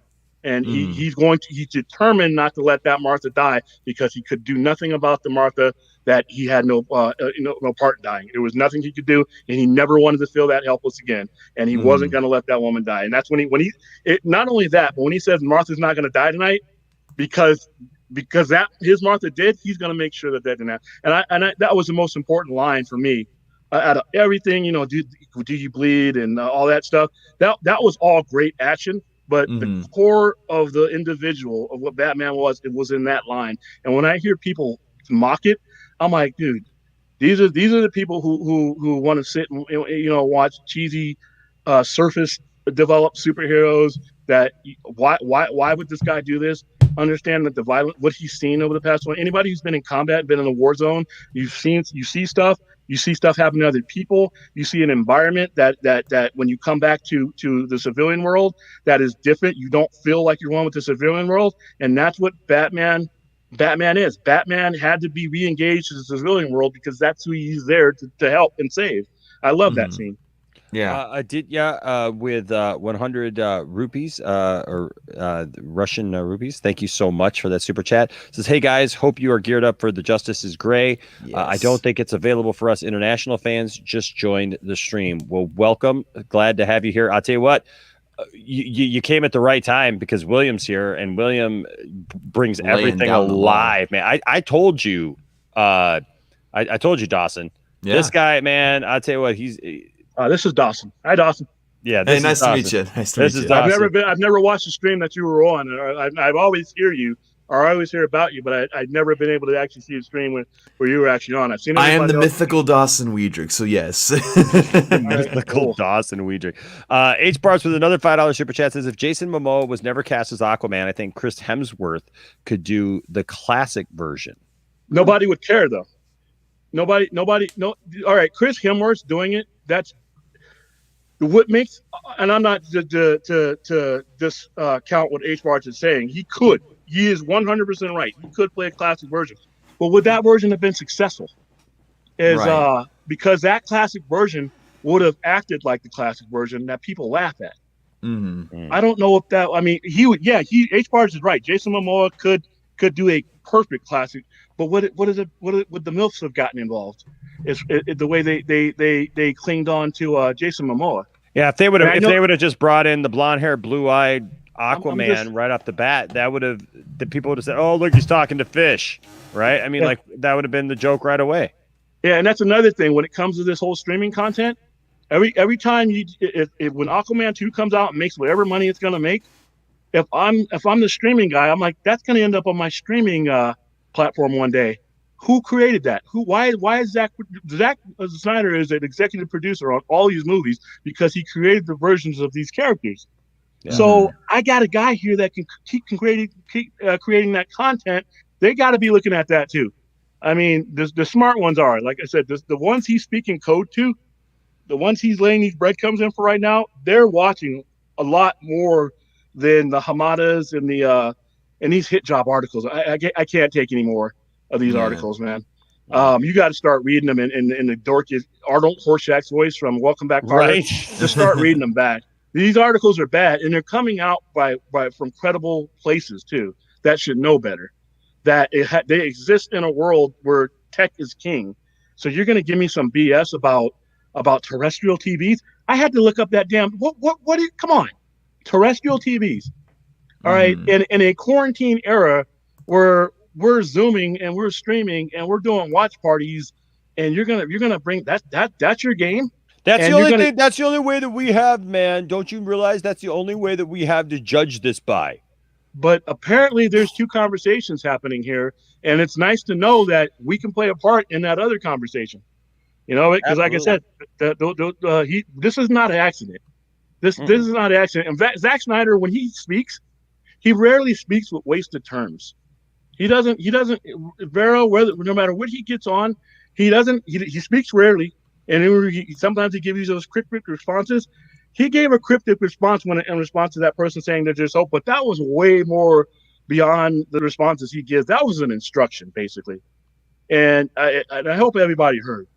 I hope everybody, even if they got to go to bed, if they got to do something else, these computers, it's not like the Apple IIc era. You can have I got it up on here now, ready to go, and I'm going to push play. I may not watch it all the way through because I got, who knows? I may fall asleep. The Benadryl might kick in, but guess what? It's going to be on. Exactly. Jason Keelar can't see my head caved in at this keyboard, but he can see those little dials going up and down. So this is a test. This is really, I really hope people don't underestimate what a really important juncture these next 12 to 24 hours are. Somebody's watching, and it's somebody that can make all this terrestrial madness and all these goofy terms that I've heard from these trades and the last comment. It's somebody who can make that go away, and that's one of three people. That's Stanky, AT&T CEO. That's Keelar, and I can't remember his name. I say it every day, but he's the person in control of HBO's series, both for HBO Max and HBO series. He's in a different division. Those people are your audience. That's it. Not Variety Magazine, not the pundits, not any other YouTubers. Nobody. Your audience is an audience of three right now, and it's three of the most powerful people in Warner Brothers and Warner Media. And for this to come out of nowhere, why wouldn't you let somebody know in advance when this is going to be hitting? Because that article came out. And somebody said, well, look at this article. What do you got to say about that? And Zach's like, well, watch this. Watch this. On a dime, if I can get a significant amount of people on a dime to watch a black and white movie of a colored version of a colored movie that I just premiered, and it's 4 hours long, then that's something you guys need to pay attention to. And at 11 o'clock my time tomorrow morning, if all these people override this data stream and are all over the world watching, that's another test. You got a double whammy here, and I really hope people don't give up hope. Engage, do the stuff that he's asking you to do. Exactly. He's talking to you right now. Exactly. And I like the fact that he's using the tech world to fight a war while against people who don't seem to appreciate and understand tech. I can't believe there's Casey Boyce. Thank you. I can't believe that there are CEOs within Warner Brothers company that aren't engaging and embracing the tech world. I know, man. I know. It's crazy. It's like we're like they're like, well, like we're only going to judge by the people who streamed on dial-up. Yeah. Right. And I got broadband. So dumb. Yeah. Right. Arkham Gaming with a $4.99 super chat says we won't get a true Batman until we get the Bat family, and we get that as a Batman fan. It crushes my heart. I really love Nightwing. You know what? So Arkham, I will tell you something. I've never really appreciated Nightwing until this last probably 2 years or so, and all of a sudden, I don't know, I just developed this affinity for Nightwing, for Dick Grayson in general.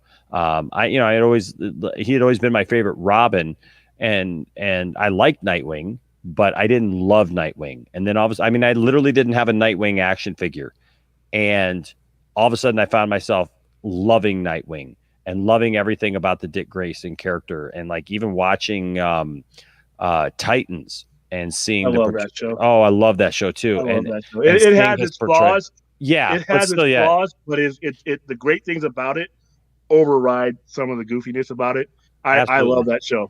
Absolutely. Oh, and by the way, my apologies. It's Indian rupees. So my apologies. Thank you so much. I appreciate you correcting me. Thank you so much. H Barts with another $5 super chat says, if the Zach vision is over, my headcanon will be Darkseid sitting in his chair and just thinking forever. Man, what a great comment. Like that scene, like I know that I've watched people make fun of that already, and they're like, look at his shoulders. Well, you know what? He's sitting like this. Look at my shoulders. I have a wide shoulder base, and look at my shoulders as I'm sitting here. And if I'm sitting here like this, I mean, and he's 8 feet tall. And he's 8 feet tall, and he's sitting here. So your shoulders come in a little bit. He's hunched over, right? This is what he's doing. You know what that's called? That's called anatomical accuracy. Mm-hmm. Okay. If I'm standing up, if I'm bent over, I'm hunched over. That's what it is. And I've literally seen people mocking that. Saying, oh, his shoulders aren't wide enough. Shut up. The guy is, like you said, 8 feet tall, 9 feet tall. Like, get over it, man. Like, yeah, that Darkseid, our Darkseid looks amazing. Thank you, Zach. Thank you, Zach.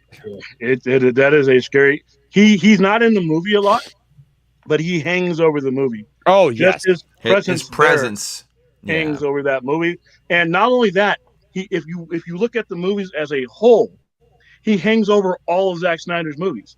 Yes. You seeing them plugged in there now, that movie augments, just like I say, Blade Runner 2049.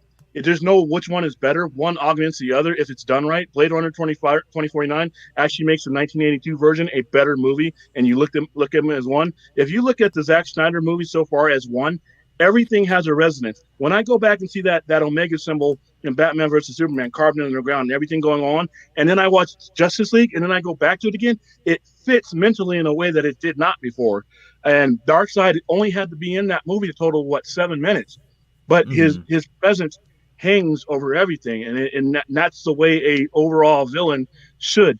When they designed Darkseid, elements of Richard Nixon and Hitler were used. That was what was and the whole cleansing of the sub and all that. So he hangs over these movies like a megalomaniac would hang over a continent, and I love the way it's done in this movie with minimal use. They didn't use him too much; they used him just enough to augment 3 different movies. Which is amazing too, because it's not like we had 20 movies with scenes at the end, going, I'll do it myself, whatever. It was just simply those couple of films, man, and he already means so much. A couple of funny things here. So, first of all, Salsa Picante, thank you so much for the $5 super chat. You didn't leave a comment, but appreciate you bringing it hot. Salsa Picante bringing it hot up in here. Ed N says, no justice is gray on Crave in Canada. You're on your own right now, American friends. So we gotta go do it. And this is funny. Mistwood Publishing says, I want William to be my friend. Okay. I need all the friends I can get. I'm a comic book dork. Dude. So my circle of conversation is real slow. It's either pro wrestling. Awesome. Or and at my place, I have a sign on my wall that says, "Don't talk pro wrestling if you have other things to do today." Because I can go with pro wrestling more than anything, more than oh my goodness, I can go back to matches. If we start talking about Ric Flair, some 15-year-old kid comes in and says, "Wow, I wonder what it would have been like to see Ric Flair and I watched him. I saw him.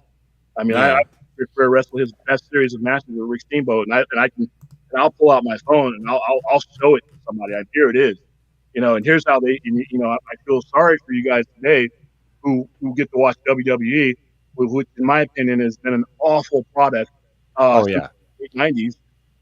A great collection of talent. At no point in time did WWE never hit for starved for talent, but it is an awful overall product right now, and I'm glad I get to watch New Japan. I'm glad I got Ring of Honor. I'm glad I got so many other wrestling companies to go around. But yeah, I can go.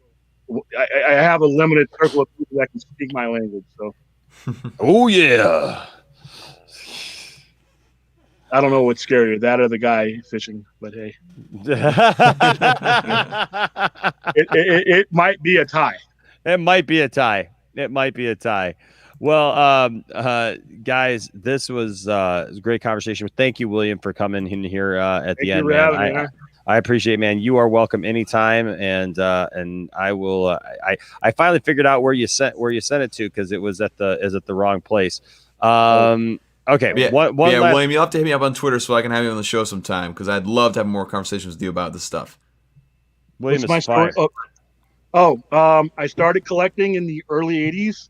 I pretty much went to a comic book store all day long. I would open when the owner got there, and a group of us wouldn't leave until he was ready to close up. And that's the way it was back then. You went. We started just getting them off the racks, and finally we realized because of comics code and things like that, we had to go to a comic book store to get certain things. And I've been collecting since '83. I joined the Army. When I got out of basic training, I was 18. I opened my own place, and it just went crazy from there. This was in the 90s too, when the comic book industry kind of killed itself, and then kind of resurrected itself with movies and everything else. But I love comics just simply because a lot of my speech, a lot of my sentence structure, you have Chris Claremont to thank for that, because there were words and stuff I didn't know. You got to figure in 1983, I was like I'm 9. I'm 9 years old reading these comics, and I would run up against a word I couldn't understand, and I would go get a thesaurus, and I would find it out, and I would find out where those words and where that structure fit into a sentence, and that's how I learned how to. I already knew how to read, but that's how I had a better understanding of vocabulary and everything else. And then from that, I also draw. And that was another reason I got into them. But so it had everything that I needed as a kid to get through, to be honest with you, because I was a weirdo, man. I'm a weirdo now. But once you find other comic book collectors, it doesn't matter who they are, what they look like. You can talk to those people, and you may as well be talking Klingon to the people outside that are looking at you. So I got in because I loved it. And then the brotherhood that you get into once you find another collector is nothing else. There are people I've known since the 80s. In fact, I just talked to a guy that I met back in �88. I just sent him some comics that he bought from me, and we were talking about how things have changed and how people absorb information and how a lot of people take for granted, and how some of these companies could be better in the reboots. We've lived through every reboot that comics have put forth, from Crisis all the way till now, and we were talking about how it's killing comics and disassociating people. But that's how I got into comics. Long story short. What were I think what he was asking was what are some of the what story or stories got you into comics? All right, so the first story that I read that really got me engaged was the end of Frank Miller's first run with Daredevil. The Elektra, the issues from 131 all the way, the introduction of Bullseye. That's when that was the only comic that was being written that way, with that kind of violence. Not many comics were using firearms in the way, and then they brought in Bullseye, who was killing people with everything and all. So that story, and then later on, the Mutant Massacre, 1986. That was the first major crossover with Marvel Comics. That's the first mass crossover that they did, besides Secret War, which is called a maxi series. This was the first storyline to where it involved just all mutant comics, and then Daredevil and Thor in some cases. And then from there, Marvel Comics, X-Men had a fall story, Follow the Mutants, Inferno, every side. So those two stories in particular, and then the Dark Knight. The Dark Knight is like the backdrop of everything. It's the way I see comics. Those other comics taught me how to read and understand vocabulary and everything, but the Dark Knight made it so that I can understand comics in the context of the world. Growing up in Southern California, in a big city in Gotham and relating. So Dark Knight, Mutant Massacre, and Frank Miller's first run on Daredevil. Wow, that's awesome. Okay, so what's up, Frank? One of our newest members of the channel and patron supporters. What's up? Good to see you, man. Real quick, Arkham Gaming $4.99 super chat says, Enosh, do you think we'll ever get a Nightwing, Batgirl, and Red Hood movie? I love Batman, but I'm getting sick of him. It's repetitive Batman. Look, there hasn't been a lot of new Batman ideas or thoughts put out, except for pretty much the Batman that we got in Batman v Superman and in Zack Snyder's Justice League in a long time. I'm cautiously optimistic about the Batman because they keep saying that it's going to be a true detective story. That I'll have to wait and see because I really just don't know at this point. I think that if we do get I would love Arkham Gaming. I would love to see a Nightwing, Batgirl, Red Hood movie. All those things, the true Bat family together. I would love to see that, but I don't think that's going to be anytime soon. I think that's going to be something that would come way down the line. I'm going to slightly disagree. Okay. 2 years ago, you would be 100% right. But with HBO Max, and you basically have a content black hole, I could see it happening. I could see it happening there. Conversely, on the Batman movie, the Matt Reeves, I'm worried about how that's going to do box office wise. Batman is a detective by nerd, but we've never really seen a Batman. Exactly. People have been conditioned to see the superhero, and they've never seen a detective. I could see doing a TV show with the detective qualities. I don't know if the movie is going to grab people because they've been conditioned to see the superhero in a certain way. And now you're going to give them, even with Nolan's series. Nolan's series had more comic book flair than anything else. There was no, if you're going to engage in a deep detective story, I'm not saying it's going to be bad. I'm just wondering how the Flash, Glitz, and Bam audience that we've created will sit down and take a painstaking mystery, I will, but once again, the general audience is going to be like, is this going to move fast enough for me? I mean, the Riddler's some guy with tape over his face. I mean, I think that's intriguing, but once you start, I don't know. That's going to be interesting. I know. I'm a little worried about it. I mean, Dawson, you're a huge Batman fan. What do you think of this question? Oh yeah, I mean, I'm a big Batman fan. But I mean, I'm one of those guys that if you give me all the Batman you can give me, then I'm happy. But at the same time, I understand some of the fatigue a little bit, just because Batman's been done so many times, and I get that. As far as the Batman movie, I'm very excited for Robert Pattinson. I think he's got quite the acting chops. I love his most recent stuff, and I think he can pull off the character very well. I'm excited for Andy Serkis as Alfred to see his take.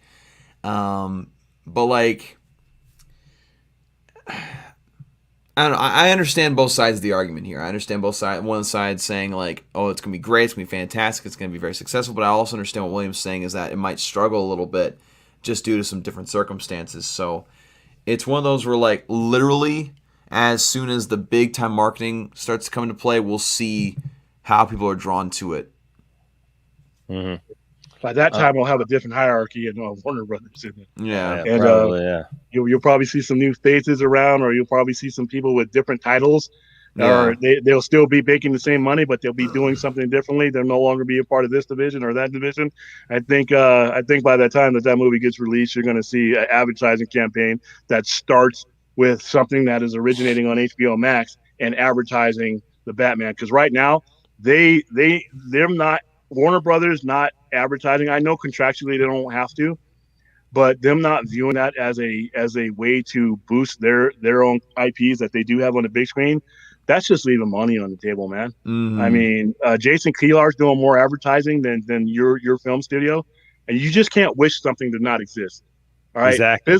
Business has to be done. You just can't say, well, we want to move on. But guess what? You're still here.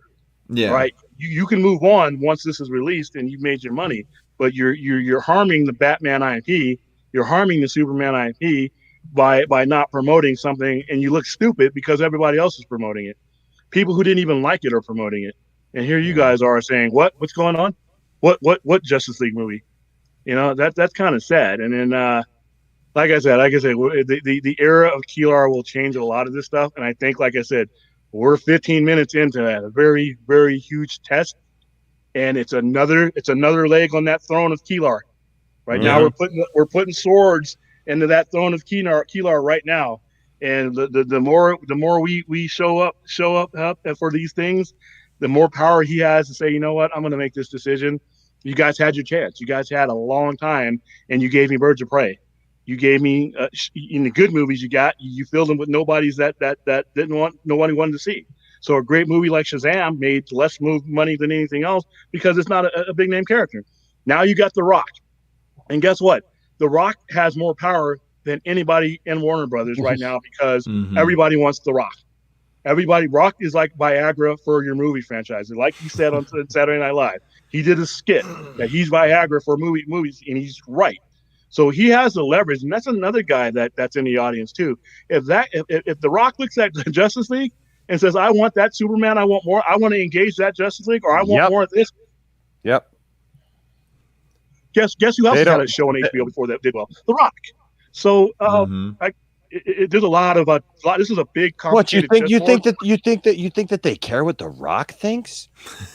Yes. Oh yeah. Yes. I know. Because The Rock has a tremendous amount of leverage. All The Rock has to do is call up Bob Iger or Disney and say, you know what? Give me your crappiest character. I'm The Rock. It's not like a John Cena situation where he's not as big. He's The Rock. If The Rock, give me the worst character. Give me Howard the Duck. The Rock I'm going to play the Howard the Duck, starring The Rock. Guess what's going to be the #1 movie when it comes out? Howard the Duck. Okay, he has the kind of leverage that could change things. His box office receipts show it. His streaming network receipts show it. All these streaming companies, each streaming company I think has at least one Rock movie on it. So he's got a lot of influence if he really wants to go sideways with these guys. So they got to keep him happy. That's why Cavill's still in the game on the big screen, because you know he wants to fight him on the big screen. So, and Danny Garcia is another powerful person. Oh, yeah. She represents all these guys. So, yeah, I want to see the people who have power start to use it. And like I said, I think we are 17 minutes into one of those guys who about to make a move. I think you're going to see a move here in the next 7 days because, like I said, were we talking about Justice League Black and White last night? No. We were not talking about. Were we talking about it last week? We were our hands were still shaking from the damn color version. We were not talking about this. We knew it was coming down the pike. We figured maybe a month or two. You know, who knows? It wasn't really. But for some reason, Zach's getting on here out of nowhere and saying, "Watch it." So I got it on right now, and I hope everybody else has it on right now. I hope you engage 11 o'clock tomorrow Pacific time, and show the bean counters how many beans you can put in there, because this is where it is. Forget about these other guys, because like I said, their agenda is different. Their agenda is different. Their power structure is different. We can bypass them. We can take the scenic route, and I hope it all works out. I like it.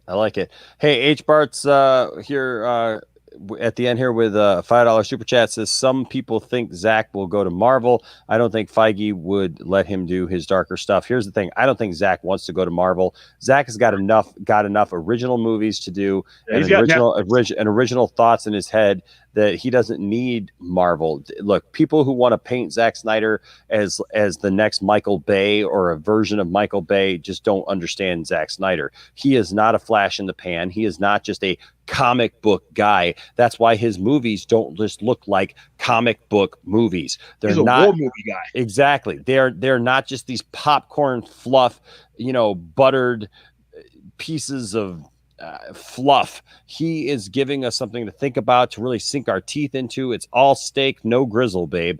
And I'm telling you right now, we got to support him. We got to keep this going. So yeah, and as far as Feige goes, I don't really care. Feige's doing his job over at Marvel. He's keeping Marvel afloat. He's doing, and look, he's actually got quite a uphill battle now after Endgame, having to kind of reestablish some things, introduce a bunch of new characters to be able to keep that whole thing going. And you know what? He's going to have his plate filled with that. But you know what? William is absolutely right. And some people are saying in here, look, Justice is Gray is here. It's live. Right Go there. watch it. I'm literally watching it right now. I already posted this on. I tweeted this. Go crash those servers. So go, if you haven't already, put the thing on. Like William said, if you got to fall asleep, do it. But you know what? Have it on. Have it out there. And while you're having sex, have it on in the backdrop. So whatever you're doing, that'd be sexy. You're doing, have it on. That'd be sexy. I'd like that, but that'd get me going. I'd be like, oh yeah, baby. Oh gosh. The Amazon scene. Yeah. What's up, Lightcast? What's up, Matt? How you doing, Matt? buddy? Absolutely. That's what we're saying right now. Go watch Justice is Gray. I'm literally watching it as we use the speak. hashtag Justice is Gray. Use the hashtag Restore the Snyderverse. Let's send a message in the most positive way we can, and make people know we will not go quietly into the night, but we'll stand and fight. Hashtag us united, baby. Hey, I want to thank Brian for being on tonight. Brian has been a trooper, man, these last 4 nights. He's streaming with me like 4 nights in a row. Thank you, Dawson, for showing up. I hope your camera works next time because I miss your face. Yeah, hopefully. I mean, maybe if my laptop needs to restart again or something, I don't know. Like I tried like 5 times, but I'll get it figured out. If not, like I'm hopefully getting a new laptop soon with the stimulus because like, you know, with job and stuff, like I actually kind of have money now, which is nice. That's tiff-tastic, man. Yes. That's tiff-tastic. Tell them where they can find you, Dawson. No. Okay. Just kidding. Well, then shut up and go away. No. Yeah, you can find me on my channel. What is that channel? We'll never know, I guess. Well, by nature, or what is it? Because I'm looking for it now, dude. It's nerdy in many ways. And yeah, the logo is just the one you guys see in front of you. And also you can follow me on Twitter at NIMW32. Same for Instagram, Vero's Dawson Weidrich. And yeah, again, as always, thanks for having me, Enosh. It's been a while, and I'm very glad to have been on a stream of yours. And great to meet you, William. Great to meet you too. And be looking for Dawson and I are putting a couple of projects together here, hopefully soon. And we think that you're gonna like them. William, it's always a pleasure, man. You're a stand-up guy, dude, and you're a wealth of knowledge, and I appreciate you, man, and I appreciate your enthusiasm, and I just appreciate your candor and your boldness and just the way, man, you just come in here, man, you just stir everybody up and get everybody back where they need to be, man. Course corrected, man. I really appreciate it. I appreciate the opportunity to talk to other geeks, man. It's natural. It's what I like to do. You know? Yeah. Absolutely. Well, guys, go crash those servers. Go have some fun. And remember what I always say, guys. You know what? Don't let anybody tell you that your fandom doesn't matter. Even Warner Brothers. Even Anne. Which, by the way, again, Anne. It wasn't a trilogy. It's 5 movies. 5. Like Subway's $5 foot long. It's not 3. All right? Get it straight. Trust me, we're guys. We know the difference between 3 and 5. It's a huge difference. We'll take that all day long. All right, guys. Until next time, just know your fandom matters. Don't tell anybody else that their fandom doesn't matter, but seek to have conversations, seek to get to know each other and to have these building blocks, built in our geekdoms and our fandoms. And if you do that, you know what? There'll always be a place for you here in the Poindexter Lounge. Justice is Gray right now on HBO Max. Go support it. Go watch that thing. And let's send a message to the powers that be. Thank you to everyone who gave a super chat tonight. Thank you to everyone who, all of my my moderators. Thanks to the Richard and to Brian, who was here pulling double duty earlier, and anybody else who was in there. Appreciate y'all. Thanks to the all-star cast that was in here earlier. That was fun. when we had Jason Keelar. Well, no, we didn't have Jason Keelar. We need Jason Keelar in here. We had Hamada and Ann and Jeff Johns and Joss Whedon. Boy, they were all here, man. We were having quite a time. But you know what? We got better days ahead of us. All right. So stay positive and stay nerdy. Until next time. Peace out. Bye-bye.